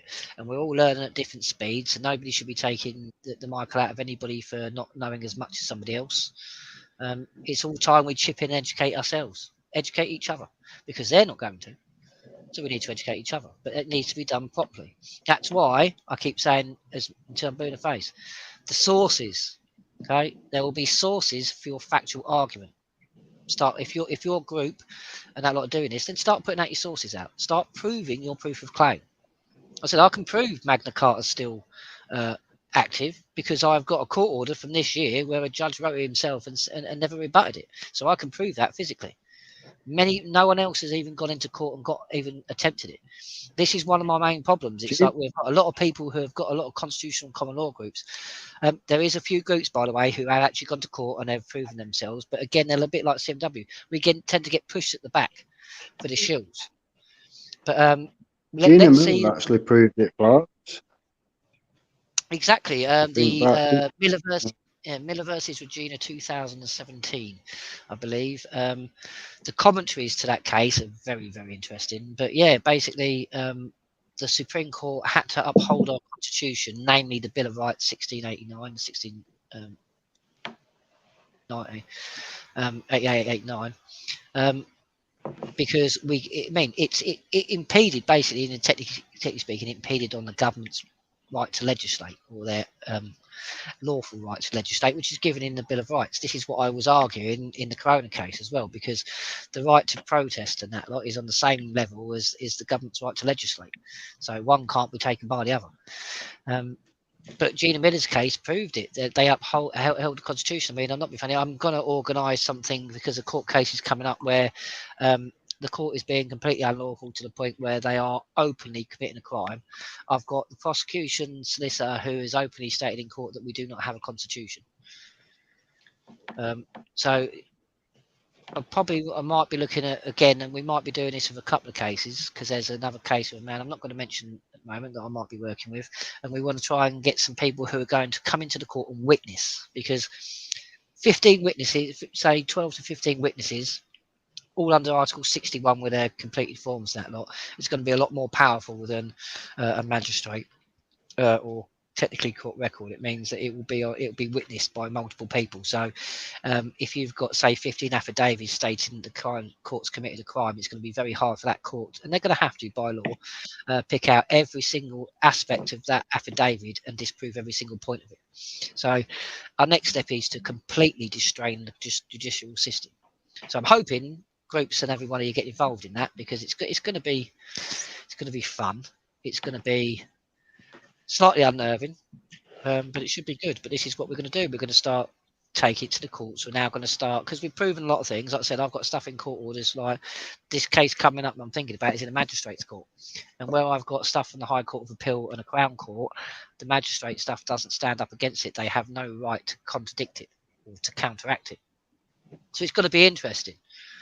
But there's a lot of things we're going to be doing. Like I said, it's like we've got a meeting, if you can, if there's a meeting coming up, the British Resistance Group, I believe it's in Essex, are getting together. So if you're around that area and you want to be involved in this meeting, please contact Dennis or the British Resistance. You'll find them on Facebook and Telegram, and then they'll give you the details to be able to get there. We've also been approached by Camp PTSD, which me and Gary are hoping to get to at some point. So we'll be doing a day there. So again, contact Camp PTSD and ask them when it may be happening. They'll be able to keep you up to date on the details. We are going to start doing more things out and about. We're going to start holding more days where we discuss certain things and go through certain things. I believe we may be rehashing the court educational system. So basically, we're going to be doing like court days where we enact court and show you the pitfalls and certain things, and show you some of the wording and traps that they do to actually get you into, to help you stop you getting into it. But there's a lot on the plate, but please understand, we're a volunteer group. None of us get paid. This is all our free time and our own expenses that do this, but we are doing our best. But more is coming. Unity is happening. Like I said, it's like, please check out British Resistance Group. They are doing absolutely amazing stuff. An amazing bunch of people as well. You've got little Alex, you've got Temi, you've got loads of people doing stuff. It's now time for unity. So if you think that you're going to be, I don't know, like Gary said earlier in his live, the new Wat Tyler, and you're going to run off it, because Wat Tyler never actually led the Lawful Rebellion back in 1215, believe it or not. He just took part in it. He did sort of kind of kick it all off a little bit, but he wasn't the main one pushing it all. That was actually other people. But this is where we need to start getting together. Get together, start talking, start uniting. Yeah. Start getting the right information out there. Like I said, when it's like Guardians 300. I know you know a bit about them and what they have or haven't done, Dennis, but you've got Guardians 300. You've got a few groups out there that look all right on paper and they're all right taking your money, but don't follow through. And Rick, I think you had us on a show once. I mean, this shows you had us on the show, and you had Mick Stott from Guardians 300 on the show once, but unfortunately Mick Stott left really quickly when he found we was coming on, so we never actually got a chance to talk. Yeah. To ask him myself. A few things Guardians 300 let down Gallows, man. Yep. Yeah, they let him down pretty bad. Do you know what I mean? So yeah, it was crazy. Because this thing, because I'm trying to be careful, because there is a lot of groups out there that are trying to do things because they generally do want to do some good and they're trying to think, but there's some good groups out there who think money before anything. So as long as money comes in, it doesn't matter what happens after. But we've got to be. This is why I say anybody who's going to call anybody out, you need proof. So get proof and then call that person out. Let's not keep destroying the movement and what people are doing just by an accusation. An accusation is not enough. We are not judge, jury, and executioners. We don't get inside that without evidence. So let's start doing due process ourselves, and then we can hold these other people to account with due process. I mean, I'm not funny. What's good for the goose is good for the gander. Yes, Danny, I shall put, after this live, I shall go around, grab all the links of all the groups, and I shall put them in the comments underneath this live on YouTube. But this is what we need to start doing. We need to start talking that lot. So me and Gary might be holding a more regular sort of like live like this, where people like you, Dennis, and that lot get to come on, ask a few questions, stuff like that. Because I know we've been teaching you bits about common law, but it's like some of the questions tonight you've been asking, you've got other people who want the answers to this, so you come in and asking questions for them. Sort of helps them, and this is what we need. We need people to come forward with questions. That lot. Don't worry about asking questions. Always ask questions. In fact, actually, as many as you need to. As many as you need to. Oh, we're going to get plenty more. You can be sure of that. Yeah. And anybody any of you guys who want to come on in the future, more than welcome. Yeah, Q&As and stuff like that. It's a good thing to do, to be honest. Well, it's not just that. Yeah. It's discussing possibilities, and if we're all talking with each other, then British resistance are not going to be overriding or doing something contrary to what we're doing. We can all work together in our own. Like I said, there's nothing wrong with attacking something at different angles. You just got to make sure one angle isn't knocking out another angle. That's all it is. Yeah. But we have Gary back. Hi, Gary. Hello, good evening. Yeah, can I just say something to Temmie? Temmie's one of the admins in British Resistance. Yeah, and she does an absolutely amazing job. Yeah, she's just brilliant with everything. Yeah, and I'd just like to say thank you for that, Temmie. Oh, I'm there just to help out everybody. Whatever needs to be done. I'm there for. So. Well, I wanted to also thank you for putting us in touch with Nathan and Gary.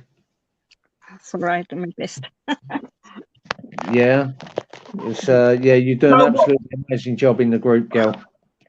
Thanks. Well, I've actually missed Nathan. I've missed a lot because I've got some problems here. Nathan. Oh. I think Nathan's no. I think he's gone to the Kermit or something, Gary. Oh, right. Have I missed much? Yep. No, yeah.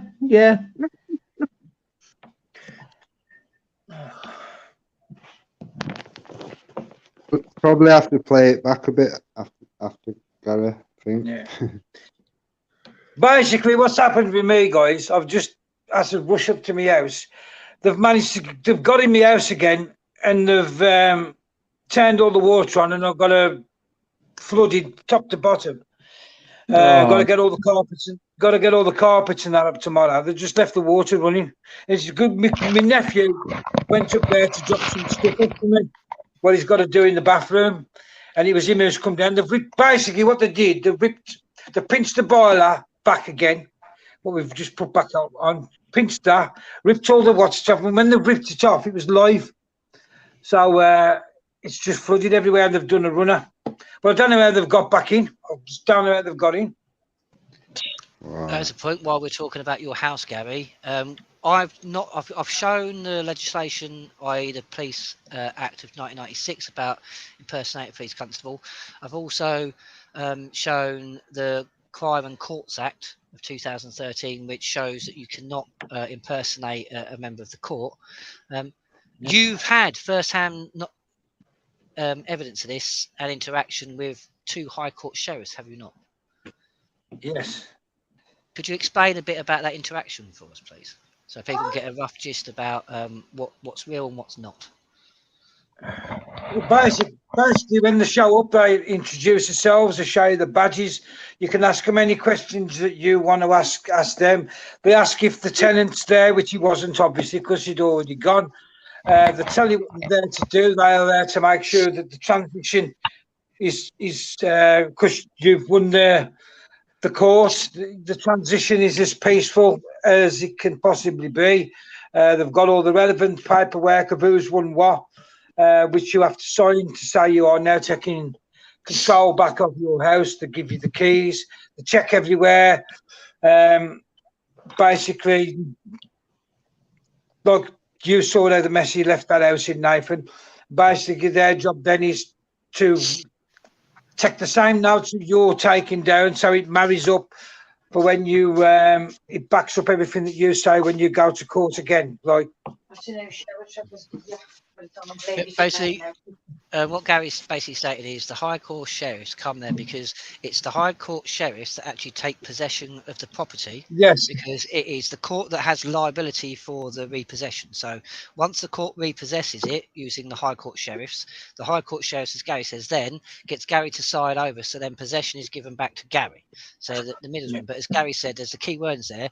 They're there to make sure the process is done legally and lawfully and the peace is kept, because like every other member of our society, whether it be courts or police, they have to they cannot breach the Queen's peace, so it has to be done properly. So and that's why they walk around with you, and obviously they don't have to walk around with me to see what damage was done in my house, for you saw it yourselves. But they basically take pictures and notes themselves to back up what you're saying. So if he says no, I didn't leave it in that state, you've got the backing of the sheriffs, because they say, excuse me, I think you did. Here's the pictures of the day we got back in the house. Yeah, because when we actually got back in the house, Mr. Clarke was with us, and he can't go in without us. That's the other thing. What you don't want to do is go in and try and get in without us, because it's the worst thing you can basically do. Because you can say you've tried all sorts, you've intimidated them and everything. So what you do, you wait on the corner of the property where it is, and as the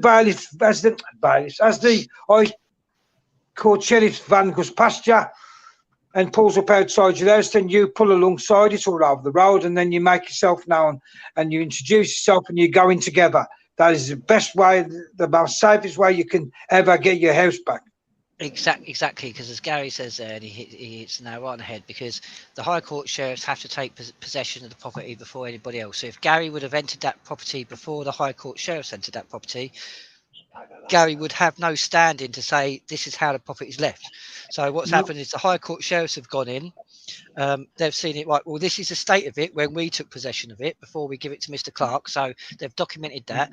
They've then give possession to Gary. Then Gary's documented the situation that it's been left in. And then now you've got two first person's accounts of how the property stood as entry was gained.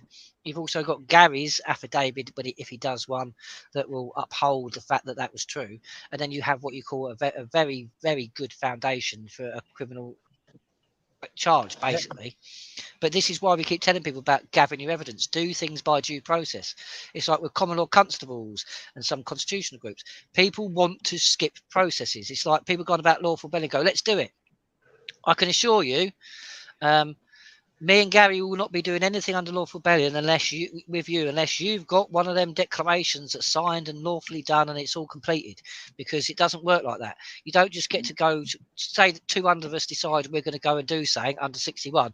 If you've not done the process, you don't just get to come along and join in, because you're acting unlawfully, because you've not gone under 61 by royal command and by the law states, you're actually aiding and abetting the crimes of the very people we're trying to stop.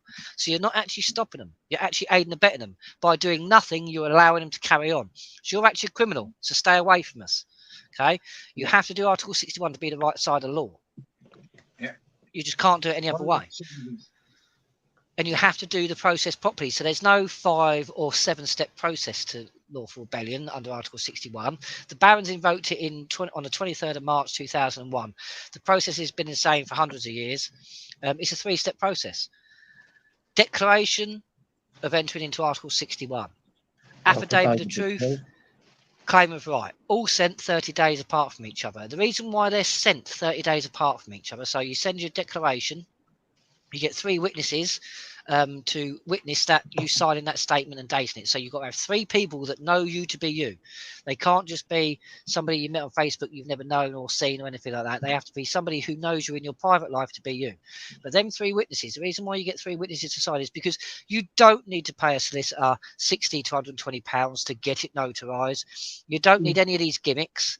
You definitely don't need to use a certain person's affidavit to try and get into lawful rebellion on his own, because that doesn't work. We've got this process there.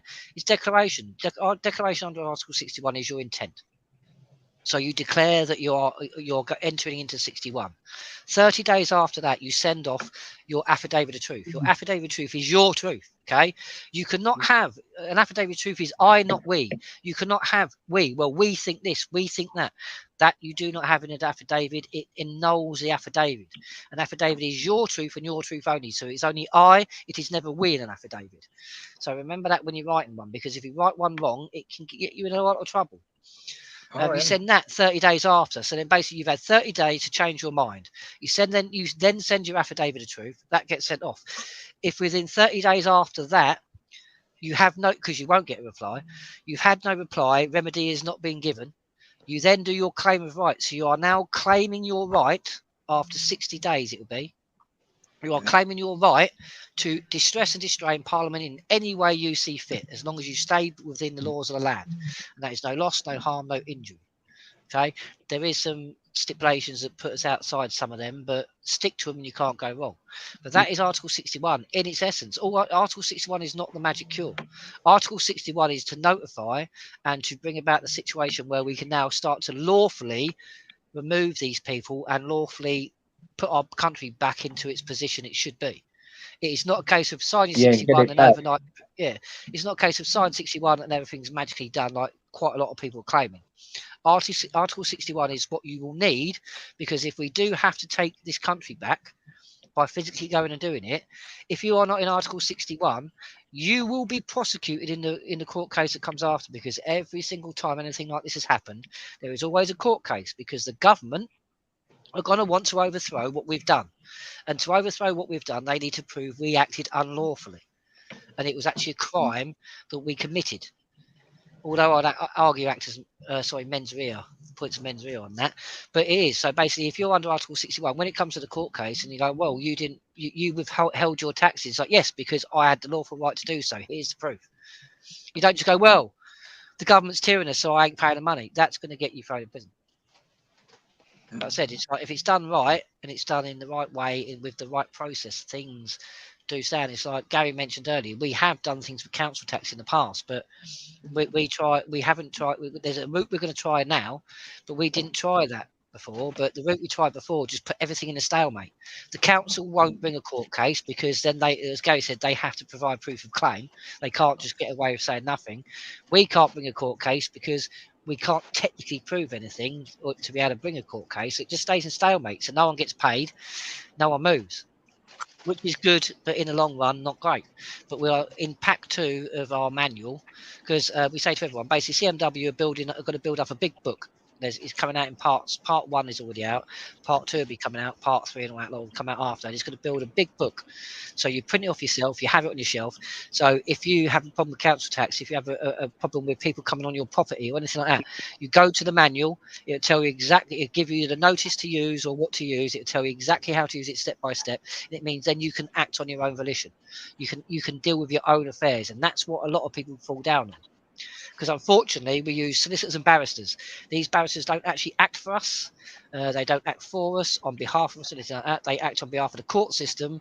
They just act within the court system. So they are not dealing with your affairs. You're basically going to a court and making yourself a ward of court. You're basically saying, right, well, I either can't be bothered or I just don't want to deal with my own affairs, so I'm going to pay someone else to do it. That goes against you in court, by the way. A man standing on his own principle and his own morals, under his own rights, under his own laws, in court will do better and will be more upstanding and will mean more than any solicitor who's whored themselves to the highest bidder to go and peddle their wares in court, I can assure you.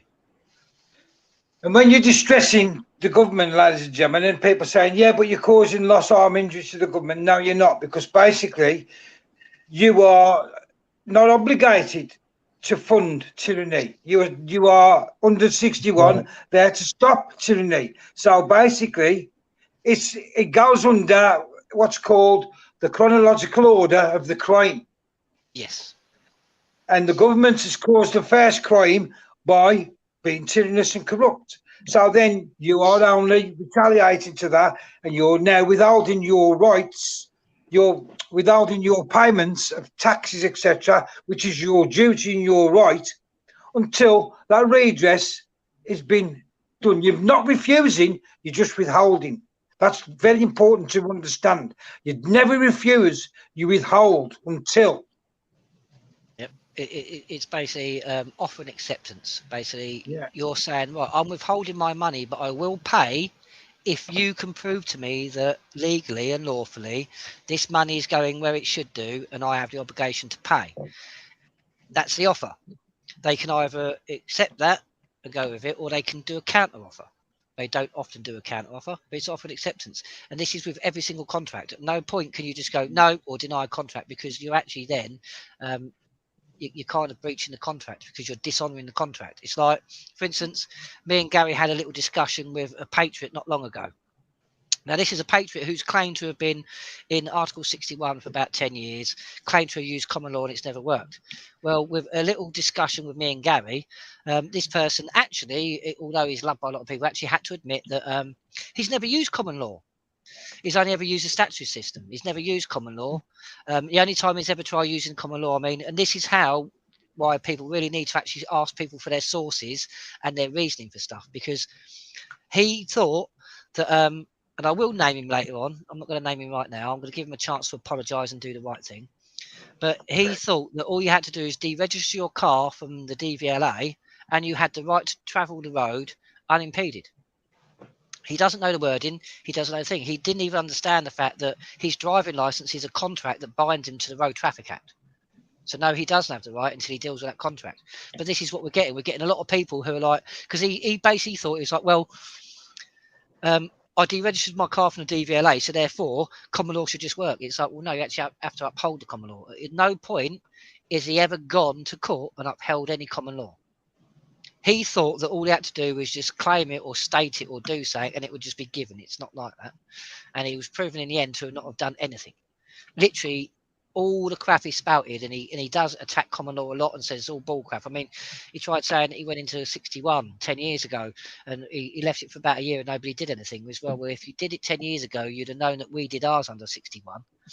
But this is a problem. We do get a lot of people, and this person basically did admit he'd rather go for a legal prosecution that's going to get him 500,000 slave tokens than he would do actually uphold his rights in the common law. And unfortunately, this is a lot of what we deal with people teaching common law and stuff like that. A lot of people, they want a gimmick, or they don't want to do the hard work, or they don't want to actually do it correctly. They're in it for personal gain. And unfortunately, despite what a lot of people think, just because you can get the public to do something doesn't mean it's legal, it's lawful at all. So just because, I mean, it's like the common law court, just because they've got a few thousand members and they all agree with one thing and this should happen, does not make it legal, does not make it lawful. Because there has been no due process. And I can't stress this enough, due process is like this patriot that everybody loves, but tried attacking me and Gary and CMW and anybody who does common law saying it doesn't work. Has never done. Yes. Nathan. Yes. Some people have actually given up their driving license, but they have gone through the CLC and they got this card that apparently that will allow them to do all these things. And that's wrong too. Yeah, exactly. Well, this is the thing. The common law, if they've re-registered their driving license, then it's a crown instrument, so it can't be re-registered as a common law court at all, because you don't own your license. That's why you can get done for damaging it or defacing it. The same as with money. So putting the stamp on the back doesn't work either. No, it is a government contract. You agreed to that contract. If you was going to do anything to that contract, you should have done it before you signed it. Right. But you've agreed it, you've signed it, so now you're party to that contract. And this is what a lot of people don't realise about the driving licence. It is a contract. And it's a contract that is ever changing because of the road traffic laws and stuff like that. As far as getting rid of your driver license things out, you can do to a certain extent thing, but you've got to go through a lot of stuff. You've then got to go through the process of notifying about your car, about things like that. For instance, a lot of people think you can still drive around with a registration plate on. A registration plate is exactly that. It's a number plate that indicates that car is registered. So again, if you're driving around with a number plate on with no license, you're committing a crime because you're basically having the public or somebody know that you are licensed under like registration when you're not. That's the reason I call it a license plate. These are all linked: driving license, your registration of your car as to the DVA as the owners, and you become registered keeper. This is all linked to contracts. You have to deal with each and every one of these contracts. Otherwise, if one's still active, the rest are still active. It's very hard because they can rely. It's called tacit consent or implied consent, actually, because they can rely on you previously agreeing to this contract and the fact that you haven't fully annulled all contracts, that you by proxy would agree to this contract, if you understand what I'm saying. So you have marriage license. A marriage license is the same. Yep. A marriage license is just an amalgamation of two companies into one. That's exactly correct. Exactly correct. It's a license. So it's an agreement. It's an agreement that has penalties. And this is why we say to people, it's like, don't buy Black's Law Dictionary. It's like a lot of people, you see me use mine over the years because I deal with America, the Philippines and other places with a constitution that use it. But in England, Wales, mainly, we use the Oxford Dictionary of Law. Okay, so buy yourself an Oxford Dictionary of Law, look up things like license, registration, look up the meaning, because this is what we all need to start understanding, the meaning of the words they're using, because we're taught a subverted form of grammar.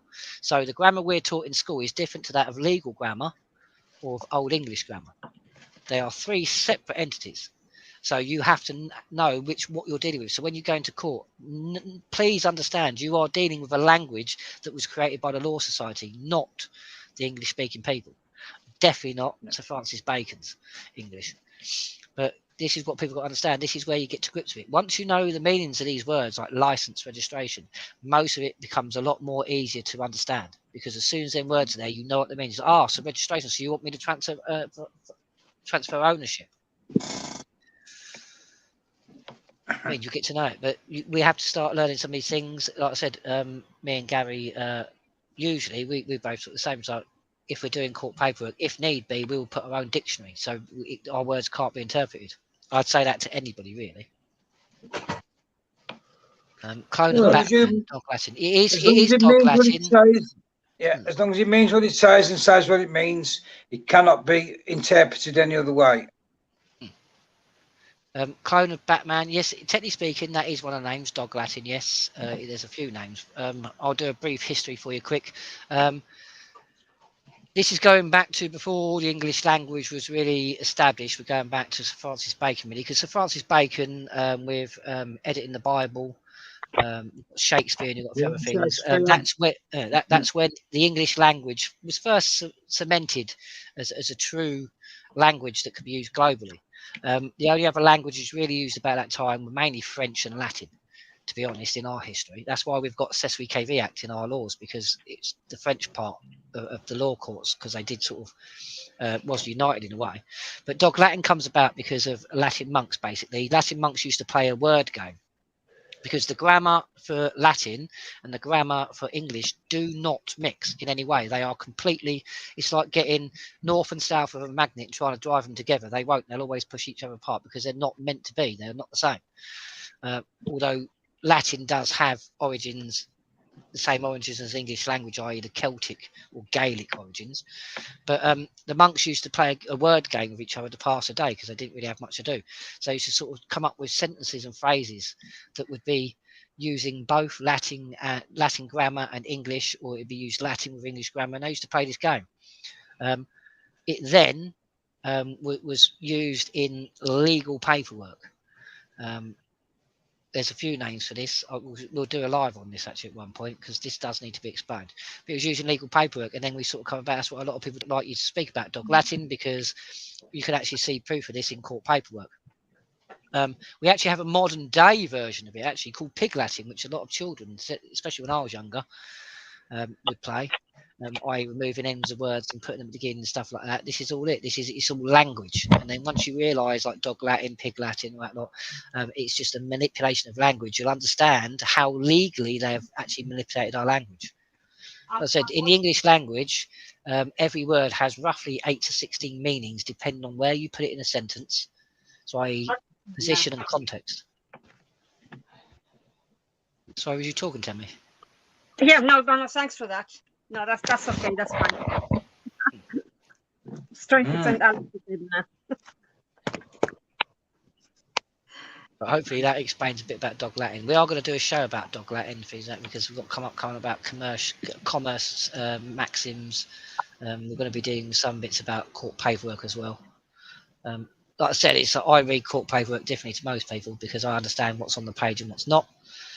Many people don't, and it traps many people. That's why me and Gary are being asked again if we can do some of the court thingy days where we go through certain bits about this and stuff like that. So we'll be doing that. Yeah. Interesting. See, the problem is that me and Gary have spent many years learning this, and not just learning it, but me and Gary have actually gone to the police. We've actually gone to places and that lot. We've actually lawfully petitioned. We've gone into courts. We've argued this, had it upheld and that lot. So it's like a lot of this is through, as Gary said earlier, we would never get. I mean, Dennis says it's like with the school notice. I'm sure Tanya would agree. She was probably told that I used that notice myself, because that was part of my research and what I was doing. I use that notice myself before I give it to anybody else. Else. Because the way me and Gary work is it's like Gary with his property. He tried something that even his solicitor said that shouldn't be happening. It doesn't happen. Because she wasn't taught it. But Gary used it before he would advise anybody else, because then if he knows it works, he can advise other people on it. If it failed, he's then got to go, like we have many times over years, we've got to go back to the drawing board and say, right, where did this fail? Why did it fail? And then we've got to adjust it. It's like with a school notice. It was adjusted a couple of times before. I mean, they all worked, believe it or not. It's just I managed to define it so there was no interpretation of that actual notification. So in the end result of the one that the lady next to you, Dennis, I ain't going to name her name, sent was actually the final one where no interpretation could be given of the wording. Oh, there you go. Tanya's in the chat now. Yeah, but this is the reason why. I think that was third in the series of them notices, and there could be no interpretation with that one. So it's based on the fact that there's no contract with the schools and stuff like that. There's lots to it, but many people won't have done all that research, so many people won't go into it enough to know how to actually manoeuvre something like that and do it. Well, you've only got to look. You've only got to look at when we went to New Scotland Yard, Nathan. I mean, unlike when I mentioned him this afternoon, Mark, when he's gone and had all his paperwork submitted and they accepted it and everything else, they wouldn't even accept ours because they know with ours it will say what it means and means what it says. It's not open to interpretation. Every charge that we put in for sedition, for treason, for subversion, it was all there. And they'd have had to do something. And that's why you had the police on the day. It was like a hot potato. Yeah. We're not accepting that. I'm not accepting that. Not one policeman wanted that paperwork. And then you say the only other way we could get it in there was for one of us to be arrested. And we both, because I travelled to Belarus and back on the train, we both said, yeah, I'll do it, which was you. And that was the only other way we could get it into the court, because now if they take us to court and it goes anywhere like the High Court or whatever, the first thing they're going to do, why was you there? Because of this. And then they've got to look what was in the documents. And they ain't going to do that, because the minute they do that, they are opening the right can of worms, and they know it. Well, this is the thing. That one outside Scotland Yard, I did sneakily with that. Temi was there actually, with a little bit of help from the judge who was acting as the magistrate at the time, because he wasn't too happy about what was going on, and I think he was a bit upset because my case should have been dealt with by him. It could have been done, but he only had the powers of a magistrate at the time. Otherwise, he said himself it'd be different. But thanks to that judge and a bit of clever wording and manoeuvring, them charges are now on court record. They are just sitting there nice and dormant until we want to open them up and start using them. So it's like people don't realise that we've already preloaded a lot of stuff into the courts. It's now what we need is unity. We need people to fight with it and fight with us against it in the right way. And we can actually start bringing this out because they've already, this is what people don't realise. It's already been submitted and to court record. It's not been rebutted. Yeah. No. It stands. Yeah. We just need people to back it. This is where our sovereignty does really matter. But it's like I said, people just want to poo-poo it rather than, you know, to me as well. What have you got to lose anyway? Yeah. We've tried everything else. It don't work. Try the thing that we've been going on about from day one. Let's try it out. What you got to lose? Well, this is my point. People are willing to go to civil war at the drop of a hat. So they're willing to go and lay their lives on the line and kill other people if need be. So it's like, so why ain't you brave enough to sign a bit of paper?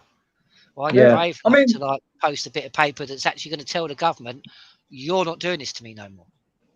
Yeah. And I mean, at the end of the day, if people are worried about, well, they're going to have my face, you've got your face when you go to London with the facial recognition. They've got now everything about you through your address, through your national insurance number, through your driving license, like now if it says through your car, everything. They know everything about you already that they need to know. Yep. In so the 90s, signing a bit of paper is not going to make any difference whatsoever. I think it was back in the 90s is when it started, or they did it. They made a database where it was all linked. So if you are stopped in the street, you'll have every bit of information they need to pull up anywhere. Any police can gather it on you. The government have got it all anyway. They're literally telling you, Google. And this is what I don't understand. You won't sign your name to stop tyranny, but you'll go on Google that is taking all your information of what you like, what you don't like, how long you watch something, things like that, and you'll do this and you'll do it happily, but you will not sign a bit of paper that lawfully notifies them people that you've now taken your sovereignty away and they no longer have the lawful use of it. Because the Crown and Parliament, even though they keep stating that Parliament is sovereign, it's not. It's not in any way, shape, or form. Even Dicey had to admit that. A.V. Dicey, later on in his writings. Yes, I've read a lot of constitutional books. I mean, I'm all right now. If you look the way it's moving anyway, any of these groups either are now or will be in the near future classed as domestic terrorists. If you're in lawful rebellion, it's the only lawful way of still doing what you need to do. You know, to me, it's like having a bulletproof vest on. Why would you not put it on? You know, you're 100%. Yeah. I mean, and that's what I said. What have you got to lose? You've got nothing to lose and everything to gain. It's a no-brainer for me. I mean, this is it. It's like Richard said. It's like you've got a lot of people who are running around doing stuff and that lot, and it's like they will be classed as domestic terrorists. I mean, if you're willing to have that done and you're looking at possible life imprisonment, why wouldn't you try it the lawful way first? Why not get protection?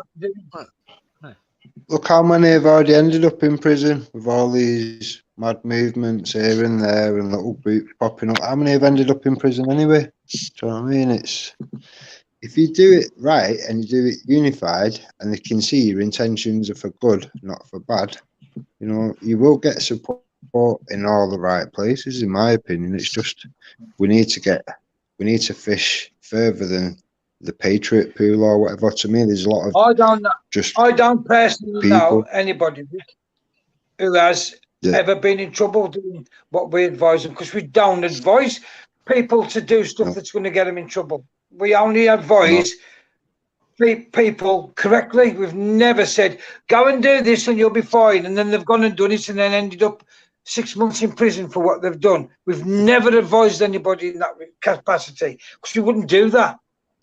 How many have done though, Gary? Do you know what I mean? Along the way, how many have done? But not us. We have never done that. No, I'm not going to name any names, but a very well-known patriot has had a complete shield round them for 3 years. Now, this person was saying, "Oh, common law's a bunch of crap," now, to the point where, I mean, you had him on one of your shows, Rick, to the point where he claimed he knew more about. Say again. You can name him now. We did a video covering it. Sweet, right? Yeah, Tracy Blackwell basically had some bloke round her, and he was claiming that his brother died or something in the armed forces and that lot. And Tracy, being who Tracy is, took him under her wing. And basically took him at face value. But it turns out 3 years later, this person lied about every single thing. And the only reason why I mention this is not to attack Tracy, because at this point, this is where Tracy could help a lot of other people.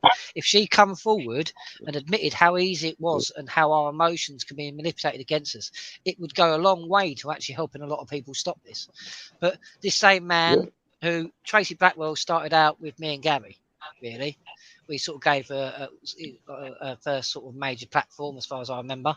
We also taught a lot about common law, the Constitution, that lot, to the point where she actually went into the Royal Courts of Justice and did a good 2.5 hour job of holding them to account. But then, by the looks of it, went with numbers, lawful dissent, and it's gone petered sort of down from there. But this person, who was around Tracy Blackwell, has done nothing but in the last 3 years say that common law doesn't exist. It's a pile of crap. He even went as far as, what did he say on your show, that common law didn't start in 1066. Yeah, he didn't have a clue. Now, this is what I think. Tracy Blackwell should know more than enough of what we taught him, and we showed her the proof. So she should know more than enough that he was talking about his backside. But I'm not attacking Tracy, but this is how someone's emotions can get them to override what factual things they're seeing, because Tracy wanted to believe this man. She wanted to believe he was true and wanted to believe he was genuine, and that overrid a lot of the flags she probably would have seen any otherwise. But if this man can do this for 3 years, imagine how many other people, and he was pushing and leading a lot of the group. So imagine how many other leaders we've got who are lying. Imagine now how many other leaders who are kind of claimed to be constitutional experts and common law experts. And me and Gary, by the way, have never claimed that. We're just two men who just bother to do our research. Why would these people not come on a debate like this and discuss and prove me and Gary wrong? True. Exactly. I mean, I'm not being funny, like you see tonight. I'll show you the sources where I'm getting stuff for, like, impersonating a police constable and impersonating someone from the courts. I can show you exactly the common law based statutes that I'm relying on. So surely, if these people can prove me or Gary wrong, they'd be able to come on, because you can screen share on our platform. So if Dennis wanted to prove me wrong or something, we have to do is screen share what it is now, and everybody would see it. Why can't these people do it? Exactly. I mean, we've got a group that's apparently going to go and storm another library and arrest a drag queen, that has said now that they're not going to use common law because they've never used it properly in the first place. Basically, is the truth of the matter, and they never knew how to use it in the first place. They just took something they heard off the internet or something, or off someone's Facebook Live. Thought, that sounds good.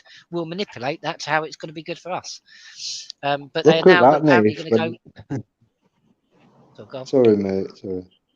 I was just going to say, look at that when they was going to storm Parliament. Do you remember, based on that ridiculous scrapbook they called a case log or some madness? Oh my! Oh, you're about the King's they was flag. going to go and storm. Yeah, you know, this is how out of hand it can get. You know, it's ridiculous to the point where it's dangerous to, you know. I can't believe people was quite happy to let the veterans go and storm the Houses of Parliament with bogus paperwork. It's like, I just can't believe it, to be honest. Well, it's not but just that's how dangerous it gets, misinformation. Yeah. Well, that's the thing, because you've got that one you're talking about, where with the vets, the whole plan from this group and the vets didn't find out till on the day when they turned up. But the whole plan of this group was they was going to use the vets as a human shield because they didn't think the police would shoot the vets. That's Come it, on, Operation people. Come Human. on, people. I mean, seriously, these are the people that you're trying to deal with. Somebody that basically is like, so I don't get shot, Sophie, I'm going to put you. No, I'm not being funny. If there's going to be a line, I'm going to be standing shoulder to shoulder with people who are going to get shot. I'm not going to sort of stand behind them and go, right, shoot them first. It just doesn't work. If what you're doing is correct, you do not need a human shield. How many months was we telling them it was all bogus and it only got cancelled the day before? Do you know what I mean? What the hell? For the people around that situation that you would have thought, do you know what, I'm gonna look at the facts and look at the evidence and make my own opinion. It didn't really happen until very, very late. That was a potential to be a hell of a lot worse. You know, who was the people that stepped in and warned everybody? You know, if you and Gary wouldn't have, who would have? Because not everyone else seemed to be staying silent. Well, certain people was propagating it and pushing it. So, well, this is another reason why me and Gary get attacked a lot, and we're classed as, you know what I mean, it's like public enemy #1 as far as a lot of groups are concerned, because we can prove what you're doing is wrong, and we don't do it to out you, we don't do it to defame you or try and make you look silly. We do it because we want everybody doing it in the right way, because then things may happen.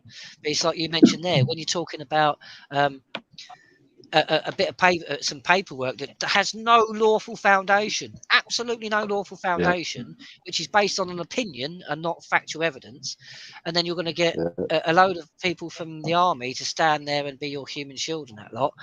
You mean this is dangerous. And it's like you mentioned there, like with the King's flag scam and that lot. Again, another one that we stepped into. We don't step into cause infighting because it's not infighting. And this is like what Dennis was saying earlier. This is not infighting. If you're doing something wrong for some reason, a lot of people come to me and Gary and CMW and a couple of other people that come to us because a lot of people don't feel on their own that they have a voice. They're not listened to.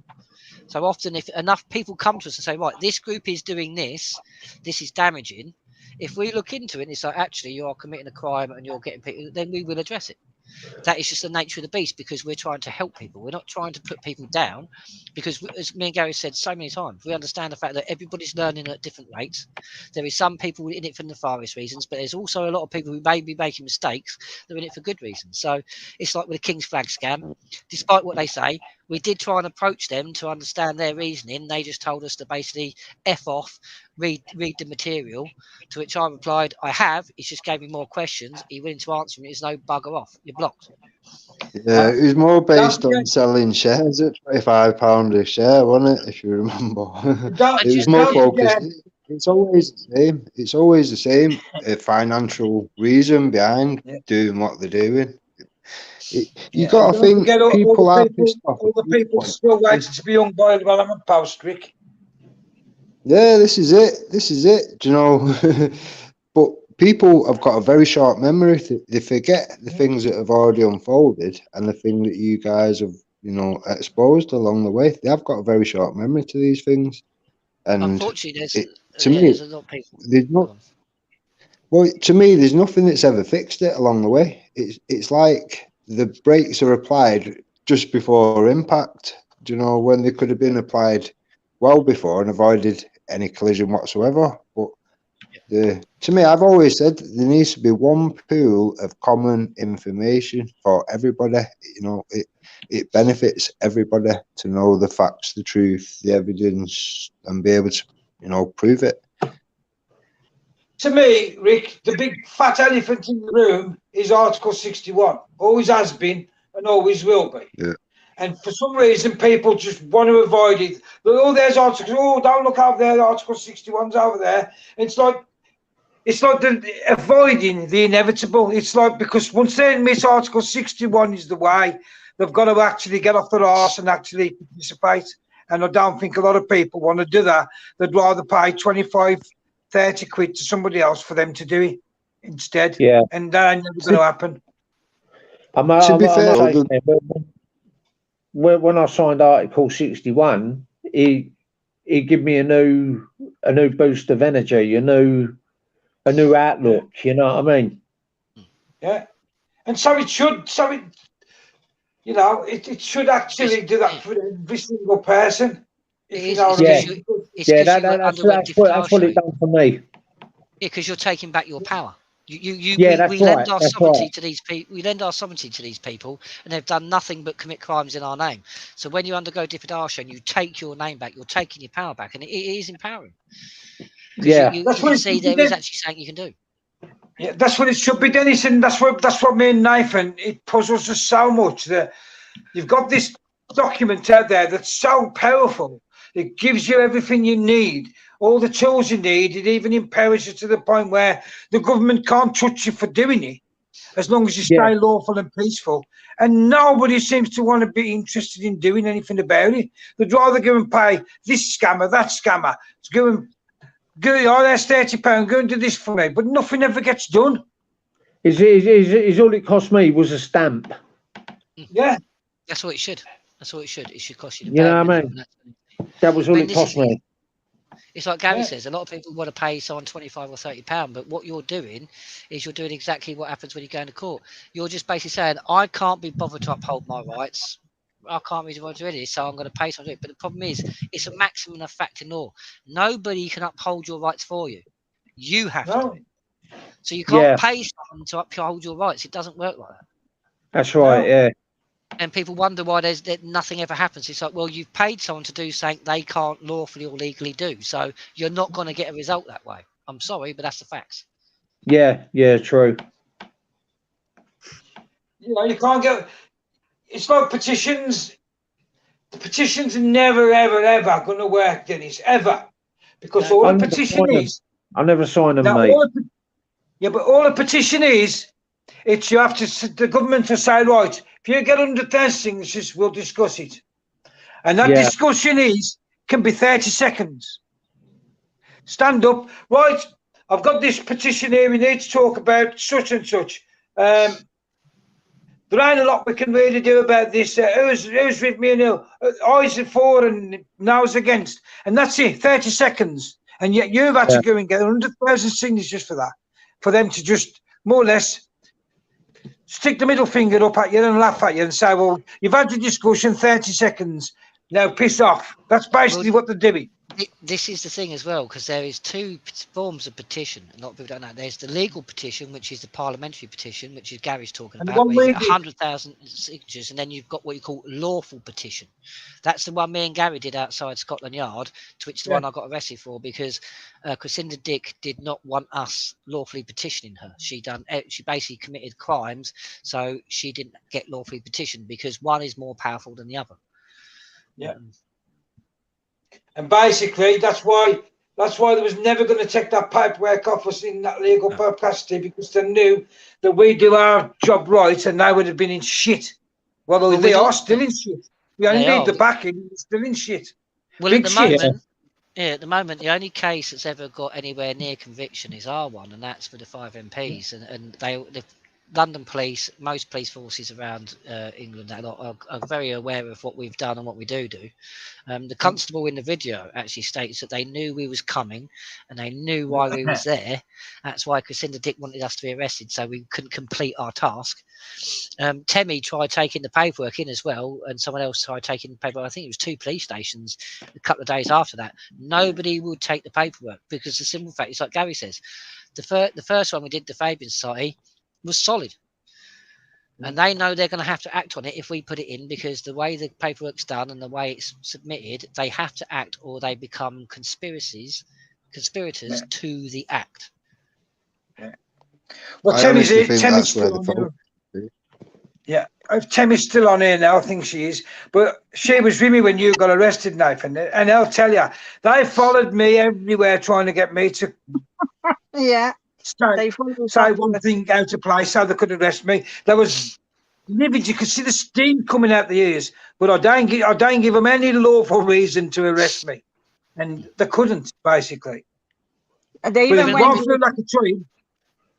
went on the tube station with us, and they actually sat down there with one of them, isn't it, at the tube station, to make sure that we were leaving. Well, this is the lengths they go to with us. I don't. Look, this is the thing. Me and Gary don't publicise it, but there is so much they do to us in our private lives, in every walk of life. Anything we try to do, there is so much they do to us that doesn't get advertised or publicised. It's unbelievable. But they do a lot. They've tried destroying everything, and they do try and attack you in any way they can, whether it be just trying to get you to say something so they can arrest you or anything like that. They do it a lot. Hell of a lot. I mean, he even said when we went to catch a tube, the last thing he said to me was, "By Gary," he said, "I've got to give it to you, because our boss Crescinda wanted you arrested the same as your mate, but we've tried everything. We couldn't get you to do anything. But fair play to you. Just do us a favour. Make sure you don't come back to London. Have a safe journey. Bye." And they went.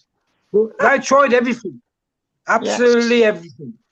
I mean, this is how stupid it is. They could not find anything on me and Gary to actually arrest us for anything. So in the end, I got arrested because a member of the public, who shall name nameless for the moment, who wasn't actually standing with me and Gary at the time, but because she approached myself and Gary and then started speaking to the constables, I was arrested under the corona legislation for being in a group of 3 people.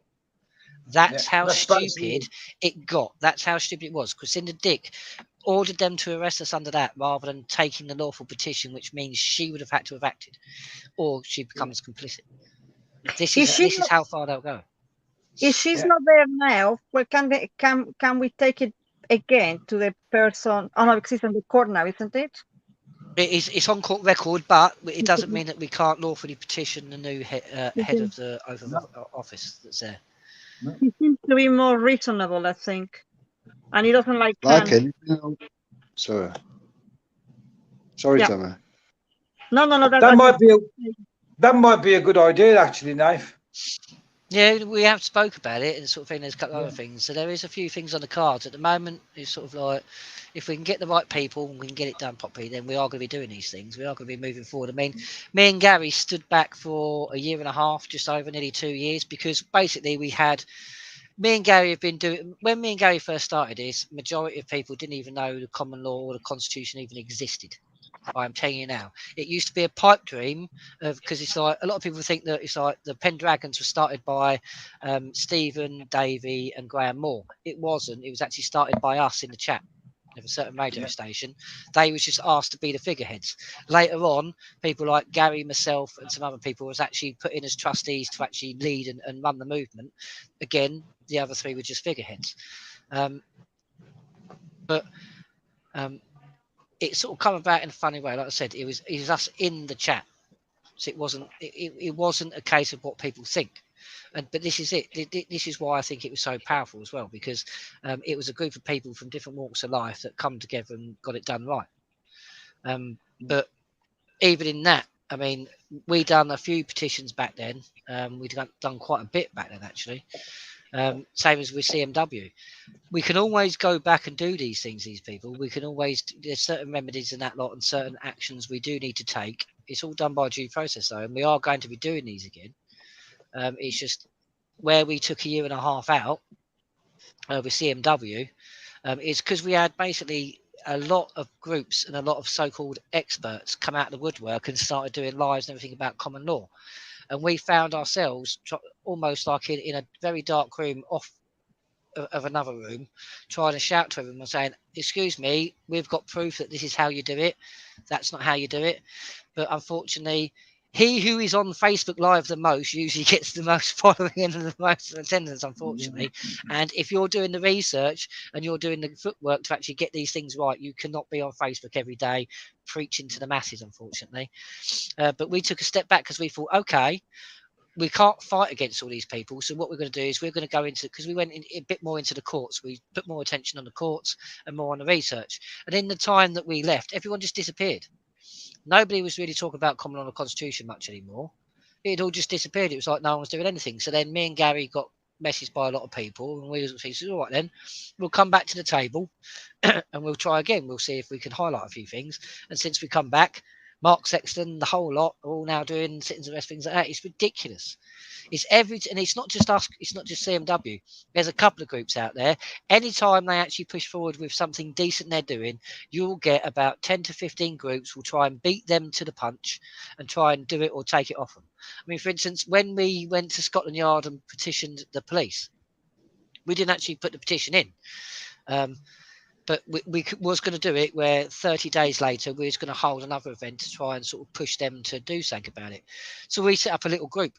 There was a couple of members in that group. I won't name any names, but a couple of people on this panel do know a couple of people in there. And these group actually come into the group because they was trying to destroy what we was doing, to the point where we are the only ones that could hold the event to actually push the police. But for some reason, members of this group that was put in there thought that they could go off and hold an event over the other side of London and use what we did. Doesn't work like that. And this is the problem. It's like you've got a lot of people that will either, rather than back saying, they'll go and start their own version of it, or they'll run off doing stuff like that. We need this to stop. What we need is people to sort of all back, like Gary says, all read from the same book, because then it wouldn't be so hard. You could run off and do all your bits and stuff like that, and you wouldn't actually be screwing the rest of us over. It's like, for instance, you cannot have a foreign national come to England and wage war, because it is basically waging war on the crown and her servants, not in its literal terms. So any of you army people who think it doesn't breach your oath in any way, shape or form. Actually, your oath comes from Article 61. Therefore, 61 backs up your duty to actually free the Queen because she's been imprisoned by her advisors. But you can't have a foreign national, i.e. a Canadian, come to this country and then lead the charge. It's called an act of war and treason. But then again, what would I know? Yeah, it's shocking, and people, when we first started, you know yourself now, we used to get laughed at, ridiculed, everything on lives. But we stayed at it and we said, no, we ain't being pushed out because we're telling the truth. And we stuck at it. We've never, unlike others, we've never wavered from what we're doing. It's always been the Constitution's the solution, Article 61 all the way. And that's what we've done for 8 years.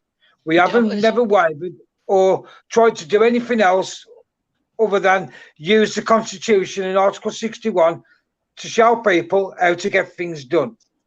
That's all we've ever done. We've never once tried coming up with a gimmick or some sort of loophole or something that can or create something out of nothing because of our belief of saying to think, right, well, we could just go around due process and do this. No, we've always, and I think that's another reason why people think we're maybe a bit boring, because it's like with Article 61, it's going to take you a couple of months until you're in Article 61. That's the boring bit. But after that, then you can join in actions. You can take on actions yourself and do stuff like that. But you've got to do due process. And unfortunately, what people need to realise is due process has to be, all the I's have to be dotted and all the T's have to be crossed. There is no going around that. Due process is there to be followed. We cannot argue that the courts are not following due process if we're not going to do it ourselves. So basically, it's now good filling your 61 form in and then not sending your affidavit of truth and you right to claim a right. Because if you don't do all three, then you're not in lawful rebellion. It's that simple. What you're saying there, what you're saying there, bang on, Nath. I mean, for some people, it's just a little bit too hard, having to learn a bit of stuff or whatever. They would much rather pay some chancer that's read a few bits or nicks a few bits here and there. The thing is, they always promise, big plans of, we're going to storm Parliament. Okay, let's have a look what what you're going to base that on. The paperwork, this scrapbook of bullshit. You trace it back. You look at what happened in court. Okay, you got laughed out of court. You didn't even get to court. They told you had no evidence, but everybody carried on the lie right up to today. Do you know what I mean? The thing is, people want action. So when some idiot, some chancellor promises it, they don't. There's not enough people questioning anything, and the ones that do, it's just, oh, you're a pessimist. Anything's worth a go. It's like, no, not if it's based on bullshit. It's really not worth a go. What you will be is domestic terrorist. You need to listen. Yeah, it might be a bit boring. Yeah, it might be a bit hard. You might have to actually learn some shit to represent yourself. But when you do that and you do it right, it works. To me, that needs to be enforced. But I mean, you look at the last time. You are bang on there, Rick. People you look at the last time as well, Rick. You look at the last time, Rick, when with the King's flag bullshit and that, when they was going, we're going to get your children back. And who had to pick up all the pieces of that? We did. Because everybody was devastated. And still are, actually. We are still, and this is the thing, not just dissent and the King's flag, we are still to this day dealing with the fallout of some of what they've done. Yeah. Look at all the big names that was around that and supporting it, openly supporting it. Has any of them, besides Simon Bean, come forward and done a video and said, right, okay, this we're supporting was nonsense, it was a scam, it was a treasonous plot. If anything, it was the enemy using us. Simon Bean is Simon Bean actually had backbone to actually come forward, and this is what we need. We need more people like Simon Bean. And if you listen, Simon, please get in touch again, because I'm not sure if I've got the right number.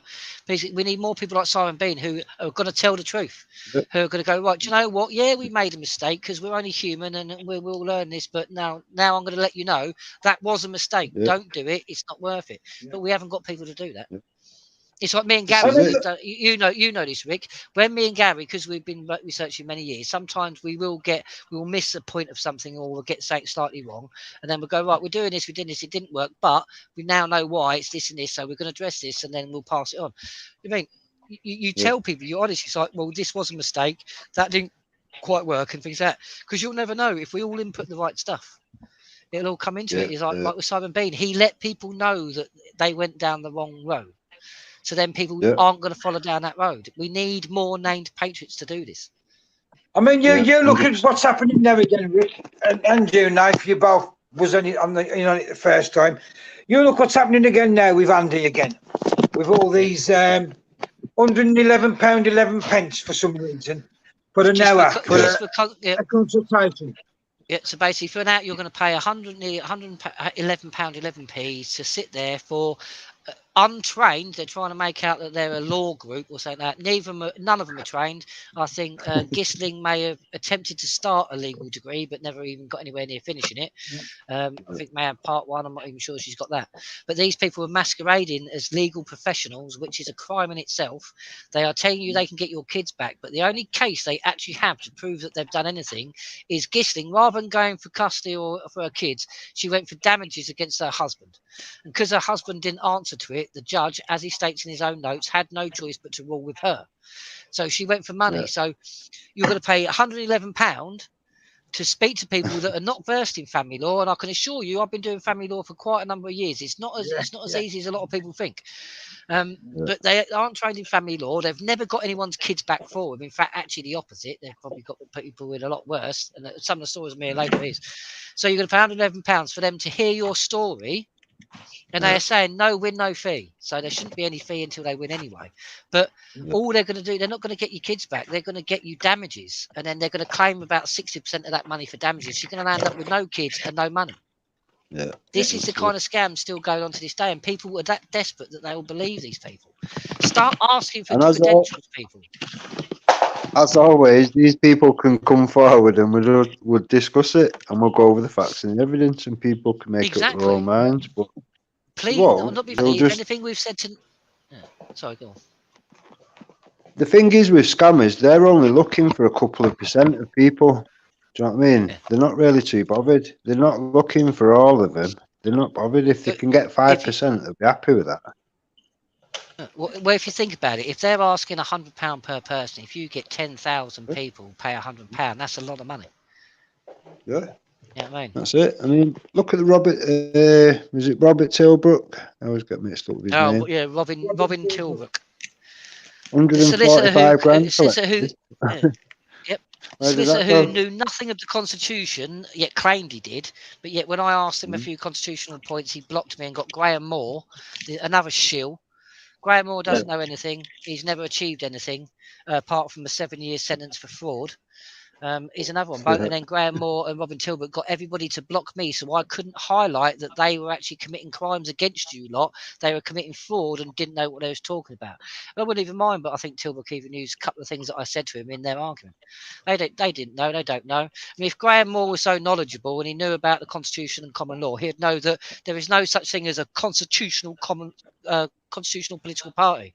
The Constitution binds our political parties. Yeah. It binds Parliament. There is no constitutional party you can actually have because it's a conflict of interest. Never should a twain meet. Yeah. Well, if you remember, think of being a constitutional, you think being a self-confessed constitutional genius that he would know this. The same Robin Tilbrook who was having all your money off you to go against the Constitution, to go against these unlawful MPs, and that was also using that money to go as an MEP in the very thing he was claiming that was a scam. Exactly. Yes, Robin Tilbrook was. Exactly. Robin Tilbrook at the same time as crowdfunding for what he classed as a constitutional case. He never actually put a constitutional case in at all.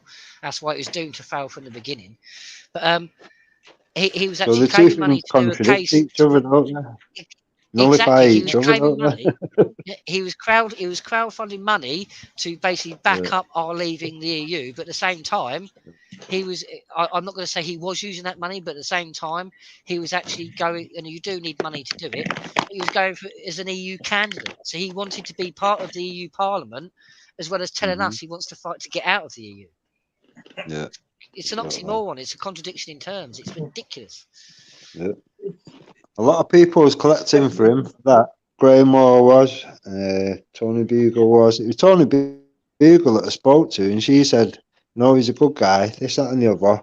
Speak to him, or have one of the people from CMW speak to him." And then when you did, you know, it was kind of all like run out the back door. Would avoid you like the plague, but that, you know, I'm not even joking. Him and Graham Moore told everybody. Graham Moore, live on one of his shows, told everyone to block me and said because I was attacking Robert Tilbrook. Because basically Robert Tilbrook was saying a few things, and I said categorically you're wrong. Here's the proof, and I actually did it. I may still have the messages somewhere, but all I ever did was to Robert Tilbrook was pull him up on his constitutional case and asking why there is no constitutional elements to his argument.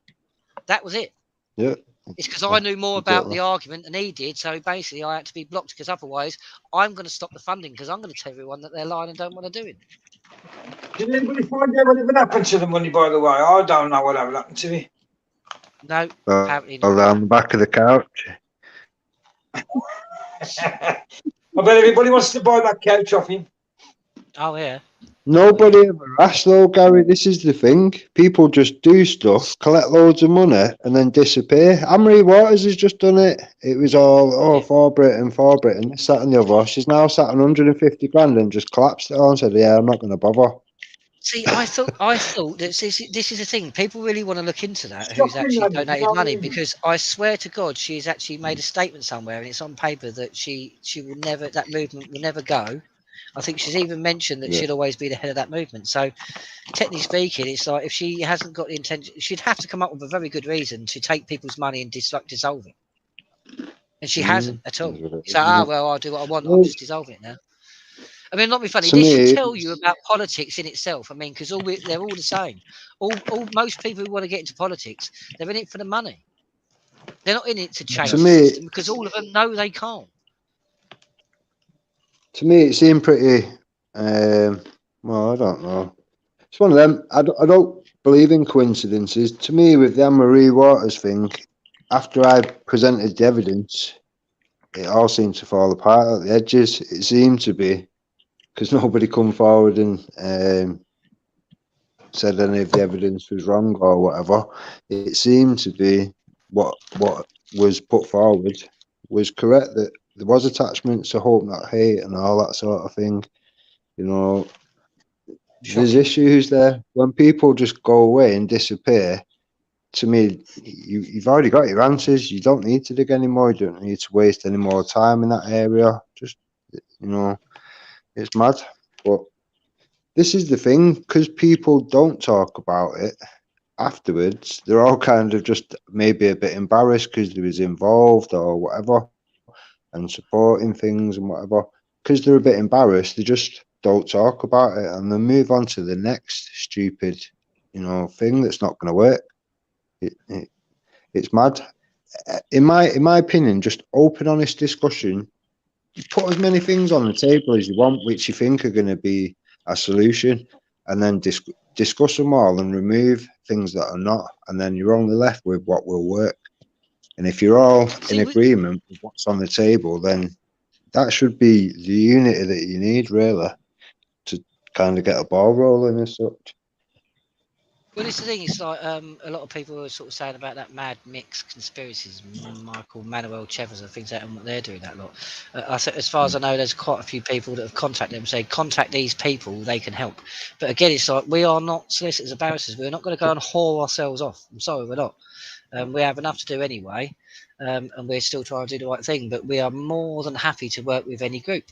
As Dennis will vouch for, and everybody else will work with any group. As long as you are doing things lawfully, we will work with you. What we can't do is work with you while you're attempting to do something that's unlawful or that's going to get Article 222 of the Lisbon Treaty enacted in the next 24 hours. I'm sorry, but no. Yeah, this is it.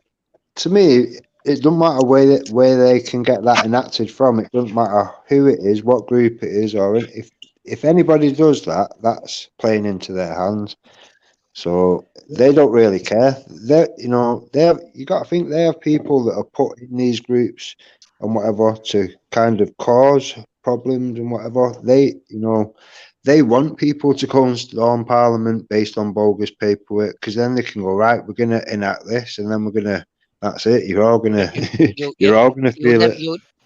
You'll never get 100 metres within Parliament ever again, because no one can be trusted. You know what I mean? It's like this is the thing. I don't think people realise how much damage they can do to the rest of us by trying to do some fallacy or gimmick. All that it consists of, mate, is people staying silent. If yourself, Gary Clarke, Tony Bugle, and myself didn't speak out, who would have, and what would have happened if we didn't? That's that. Exactly. All it needs is for us to go, do you know what? We didn't really get much much good stuff come back from it last time. I'm just going to keep quiet this time. Just let whatever happens. All of a sudden we'll find everybody is going to be in a situation. Everybody. So it's one of them. To me, if we're going to move forward, we need to have the numbers. We need to have support, and we need to know that we've got it beforehand. Exactly. I mean, look at you, Rick. I mean, you've been following us, and we've been alongside each other for many years now, fucking decade or so. Things like, how many people have you outed with factual proof? You haven't just gone and accused someone of something. You've got the factual proof that you can put out there. How many people have you been wrong? I haven't counted one. Yeah, that's it. Exactly.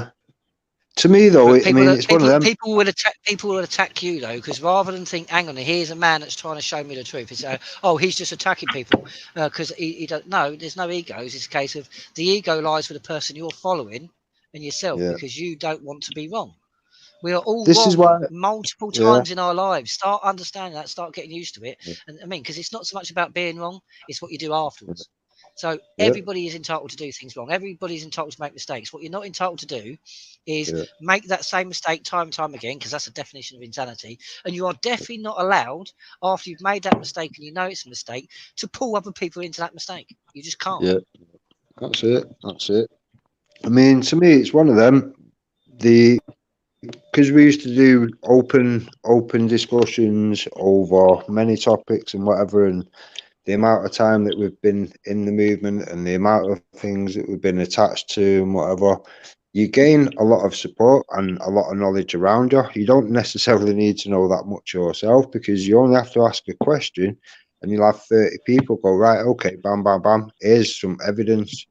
So for me, it's never really been hard. It's not always like, it's the same with yourselves. You might not have found what it is that people have got an issue, but once you've had 30 people come to you and say, there's an issue with this, look, here's the evidence that I've got, bam, bam, bam, then all of a sudden you can consolidate all that. And then when you confront them with it, usually they'll do exactly what scammers do, and they'll run the opposite direction. That's been the case most times. Yeah, this is it. I mean, the ones that have, it's not ended well for them, has it? Let's be fair. So they just move on to a different group of people. Yeah, this is it. I mean, they'll just, like Andy Devine, he just seems to move sideways and do something else and scam somebody else. So it don't matter if he's involving children. It don't matter. You don't get, some people have got no morals. Some people will just continue on.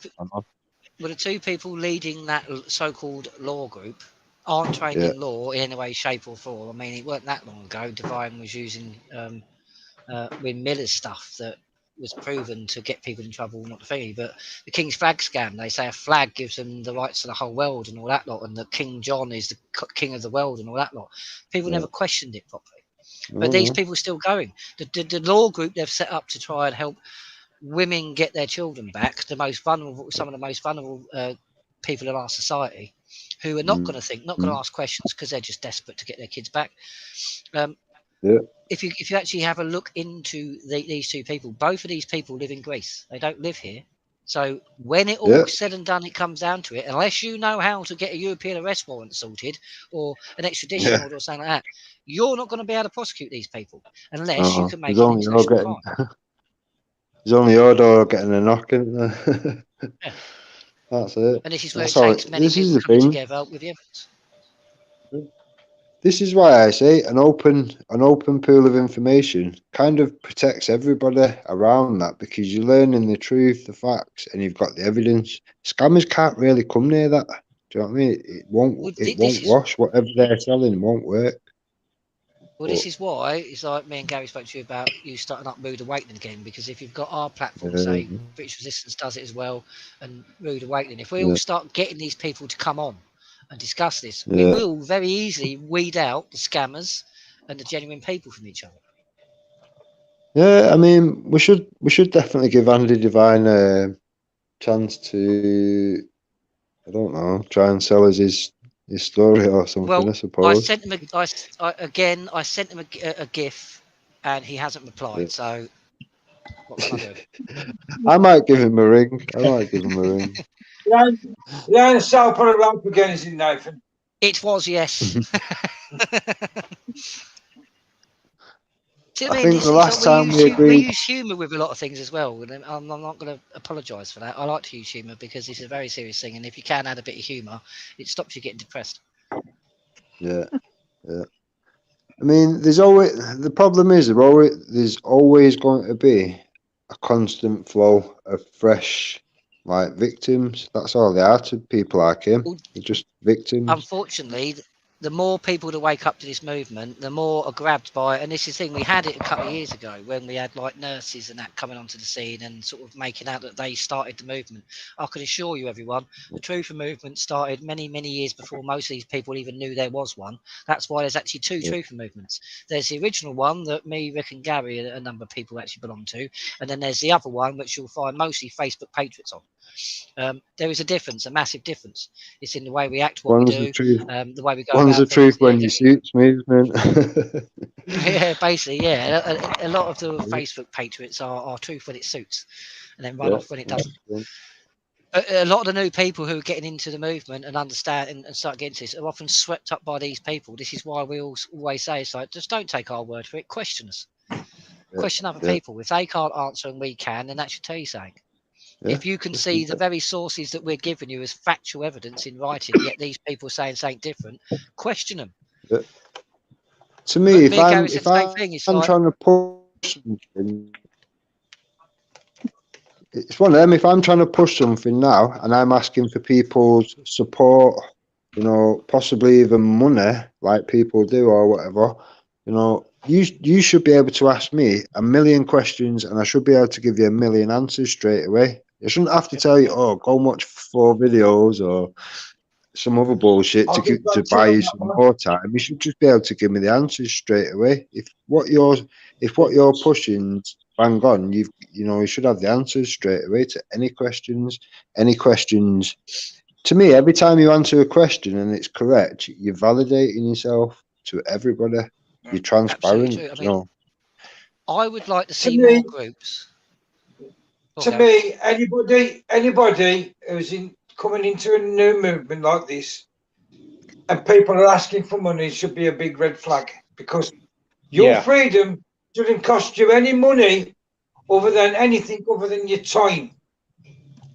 The problem is there's too many patriots that are prepared to give, providing the money is spent on the cause. Yeah, people don't mind that, but when you've got certain patriots that are going out there and, you know, they're spending it on holidays and designer clothes and things like that, that's a big no-no. Yeah, but it shouldn't be anything like that, Dennis, because at the end of the day, me and Nathan have been doing this for a long time. We always said from day one, we will never charge anybody for our services. Everything we do is for free. We'll learn you knowledge for free. All we ask you to do is actually give us some time, back us, use that knowledge to help us to wake others. That's all we want to do, and get this country back. And if everybody had the same, outlook, this country would already be back. But unfortunately, you've got people who are in it and see dollar signs and they don't want this country back, because if they get the country back, their little domicile in PayPal Patriots gone, finished. Well, this is the thing. It's like we've talked about this as well, Des, before, about sort of like PayPal Patriots and stuff like that. I mean, me personally, it's like Rick's just said about legitimacy of a movement or group or certain things like that. It's like, now, I think the hot seat was made famous for Gary, because Gary a few years ago decided that one day he was just going to put me in the seat and just go 5 questions. And he did, and I answered them all. Gary answered a few things out, but there's not many people out there that can. It's like Rick says, if he's going to push something, then you should be able to ask questions and answer it. Now, I don't see many groups that will do a hot seat or have a show like this where people can just come on and it's like there's no remit. Ask whatever questions you want. Most people won't. If you come on, it'll be like, well, we're only talking about this subject, and we're only going to talk about this, and then they'll actually dictate what's going to happen, whereas we don't. If people want to ask questions in the chat, we often, I mean, we don't always manage to keep an eye on the chat, but if people ask questions in the chat, we'll address it as soon as we can. If people like yourself, Dennis, if you want to ask a question, we'll address it as you can. We do it on the spot. We don't sort of go, right, well, put a pin in that. I'll get back to you in 3 weeks' time. Yeah. It doesn't work like that. A lot more people need to put their money where their mouth is. I would like to see a lot more people as well, is when they organise these things for people to go and arrest people, don't sit there and say, well, I'm going to organise a group of people to come down and do it for us, and just sit here and watch. Do it yourself. Learn how to do it and do it yourself. A lot of it is not that hard. A lot of it is down to the teaching. The problem is the teaching. If the teaching is wrong, then the understanding will never be correct, ever. Yeah. Right. Well, you know, like, I'm not an expert on common law, but what you have taught me has been invaluable. You know what I mean? Well, thank you. I'm glad it is. Glad we can help. Yeah. This is what we're here for. Yeah, it has been invaluable, not only to me, but to other members of the group. Good, glad it helped. Because it should do. Our rights and our common law rights, our constitutional rights should help everyone.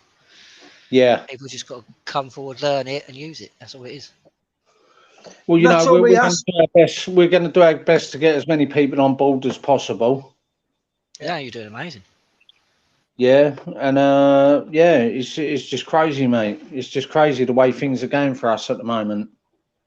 Yeah. No, and you'll find, Dennis, you will find that once you get people as well, you'll feel better. You'll feel even better, because you are now getting people who want to learn and understand, and that's how a movement should be. And then the more people that join, the more of a feel-good feeling it is, and you think, you know what, we can do this. But yeah. Well, you've got people who we signed up our first non-group member the other day, and we're hoping that you and Gary will come down. Well, you and Nathan will come down and have a chat with a group down here. Yeah, we'll definitely come down and do sort that with you. Yeah.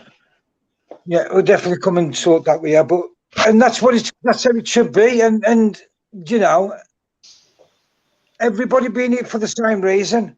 And then, if you get your country back, it's great, because then you shouldn't need PayPal anyway, or all these things once you got your country back, because you should be free to do what you want to do again and earn the money you want to earn, instead of the government saying, no, you're all unfair, though, you're all doing this, you're all locked down, you're all doing, you know what I'm saying? You won't have none of that, because hopefully, if everybody does the right thing, we'll all be back to normal and earn what we want to earn and work as many hours as you want. This is exactly it. It's like Dennis has picked up on mentioned saying earlier that he's quite relevant to this whole thing of not needing money. It's about working as a community. It's like Dennis said earlier, if me and Gary can just get to London, they can pick us up. And this is what we should be doing.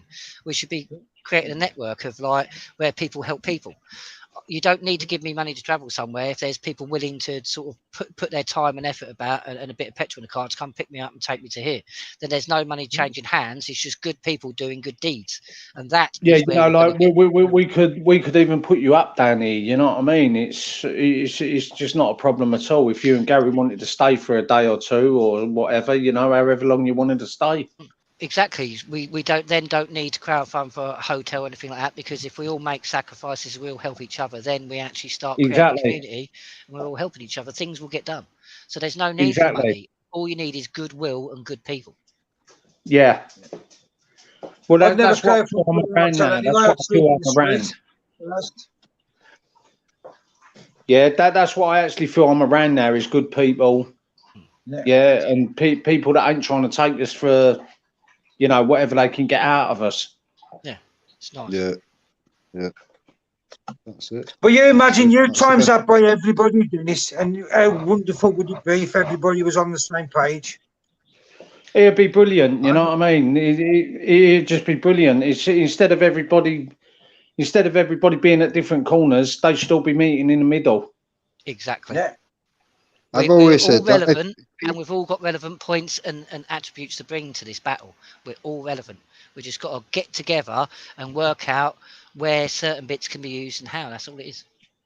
Yeah, I've always said that. You know what I mean? Like with GoFundMe's and all this kind of stuff, all the fun, this, that, and the other. If you couldn't do that side of things, I think you would see a very different picture. Do you know what I mean? Of the people that would stick around. Yeah. If they're not making any money. Well, it'd be very different. Been going for nearly 3 years. Yeah, which is quite long for a Facebook group. Yeah, and you know, this is the first. We feel ready now. Yeah, that we're in a position now to say, right, you know what I mean? Yeah, let's stand up a bit more. Let's get out there a bit more. There is a lot of good people out there. And, you know, I believe, like, yeah, you can ask any member of our group. We've never asked them for a penny. No. I've never seen it. Yeah, never. Yeah, we've never done that. Yeah, this is it. I mean, to me, it's just pulling all the groups of good people together, and if you can keep the wrong uns out, you know, to me, if you're doing what you're doing and you're doing it the right way, and you've got unity, you can't really fail. You know, the law's on your side. The problem that I see it as, people will come like with their own thing. They'll just think, right, I'll learn what bit I need to push what bit I need, and they'll twist it, like, you know, twist it to make it their own, to like rebrand it kind of thing. But the way they've twisted it, they've done it wrong, and that in itself, it's set to fail straight away from day dot, and they don't realise by doing that, you know, they're not helping anybody. You know, they might be helping themselves for that couple of months that them, you know, because it's always, oh, we need money to do whatever, and it never gets us anywhere. This is the problem. People are too happy to just go, do you know what? I can't come to a demo or whatever for whatever reasons. I understand that some people can't or whatever, but that's their way out. The reason a lot of people don't go to demos, it just puts money in the government's coffers. Yeah, that is a major factor. Everybody's got their own reasons. If they had 1 million, they say they was calling for 1 million person march in London, and all them 1 million people were paying 25 quid each just for a train ticket. Yeah, that's going in the government coffers. Yeah, you know, that's not including their food, their drinking in the pubs afterwards, and all of that. You know. Yeah, that's it. And most of the time, all that happens is people just go and stand around for a whole day, and then go home. Yeah. I haven't got a problem with protests. I haven't got a problem with protests. It's like me, Rick, and Gary used to go to every single protest back in the day, but all of us, I think, come to the conclusion around about the same time. It's like the protests are great, but they're not being followed up on, because you can't just go to a protest. They're not just being followed up on. They're not just being followed up on. It's also the press are not reporting on it. It just feels pointless. Yeah, I can't understand that. To me, there's enough people warning. Everybody's been warning for at least 10 years plus. Everybody's been warning. To me, there's enough people warning. A certain section of us now need to move forward to solutions, lawful solutions. I mean, there's loads of things that we brought up, which we've already got. I mean, the grooming gangs issue. We've tried the voting part. You know what I mean? That don't work. That's it. Yeah, because all the voting's rigged now, as we know. Yeah. Yeah. So, you know, the only way to go is lawful rebellion. Exactly. Actually, the two candidates that are in the forefront for actually getting to be Prime Minister actually went through the World Economic Forum's university. So they are trained by the World Economic Forum, who wants to take everything away from us. The two main candidates. So if anyone was to actually understand now, politics is not the way to go. It should be now. Now's the time when we withdraw ourselves from the electoral role, we withdraw our consent, and we actually go forward with our own laws on our own government. That's right, yeah. But it's like you say, Dennis, politics is a dead root at the moment. Until we destroy the corruption and we remove the bad parts from the system and get it back to how it is, politics is not an option for us at the moment. It's not. Yeah, well, it's the corporation. It's the corporation. Yeah, we have to dismantle the corporation. Yeah, before we can dismantle the politicians. In a way, yeah, because because while the corporation's still there, they've still got all the money. That's still going to buy these politicians and buy the politicians' influence and all of that. Exactly. This is where the Act of Settlement 1701 comes in, and that's another one me and Gary are going to be touched on the live. But it's the Act of Settlement where they was given the permission to govern us. Yeah. Till you get rid of the elites pumping the money in, it doesn't matter. You could have me and Nathan going in there with all good intentions, example. But the minute you go in there and you go, right, Nathan, well, today we're going to do this, we'll get these people. They're going to come and knock on the side. No, this is how it works. This is what you're going to be doing. If you ain't going to be doing that, there'll be scandals, this and the other. You ain't going to last 5 minutes. I'll make your mind which way you want to go. You can either be outed within 5 minutes and out of a job, or you can play ball. And that's exactly, you can be going in with the best intentions in the world, but these people will not let you destroy what they've been working on for the last 400, 500 years. No chance.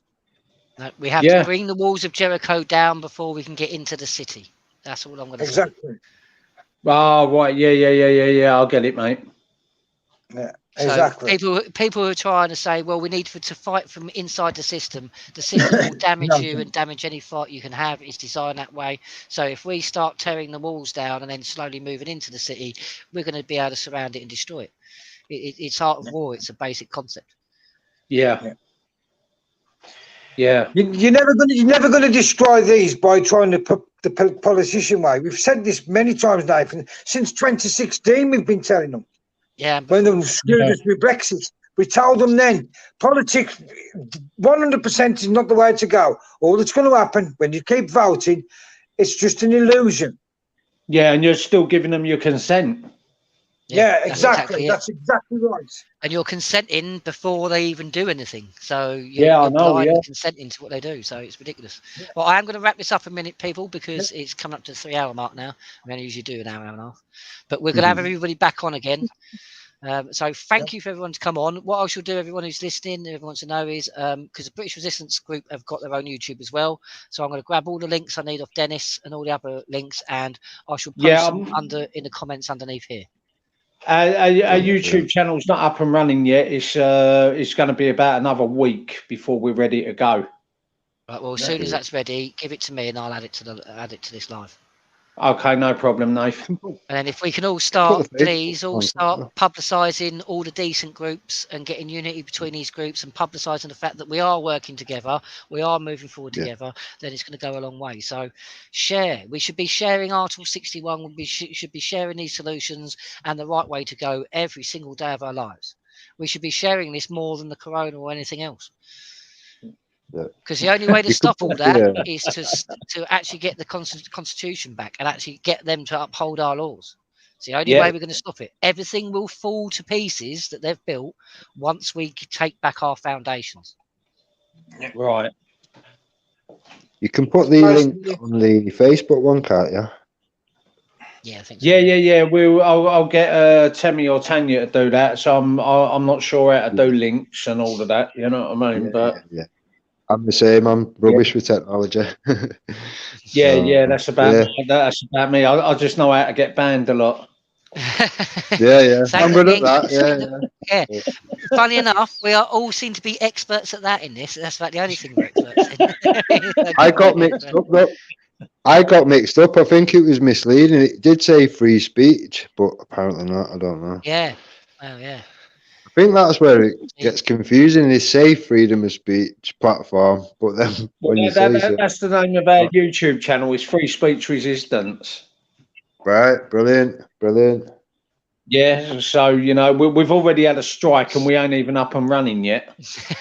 Yeah, sounds about right. Oh, Just always have one ahead, so have two, and then have your Yeah. other link for people to see, join.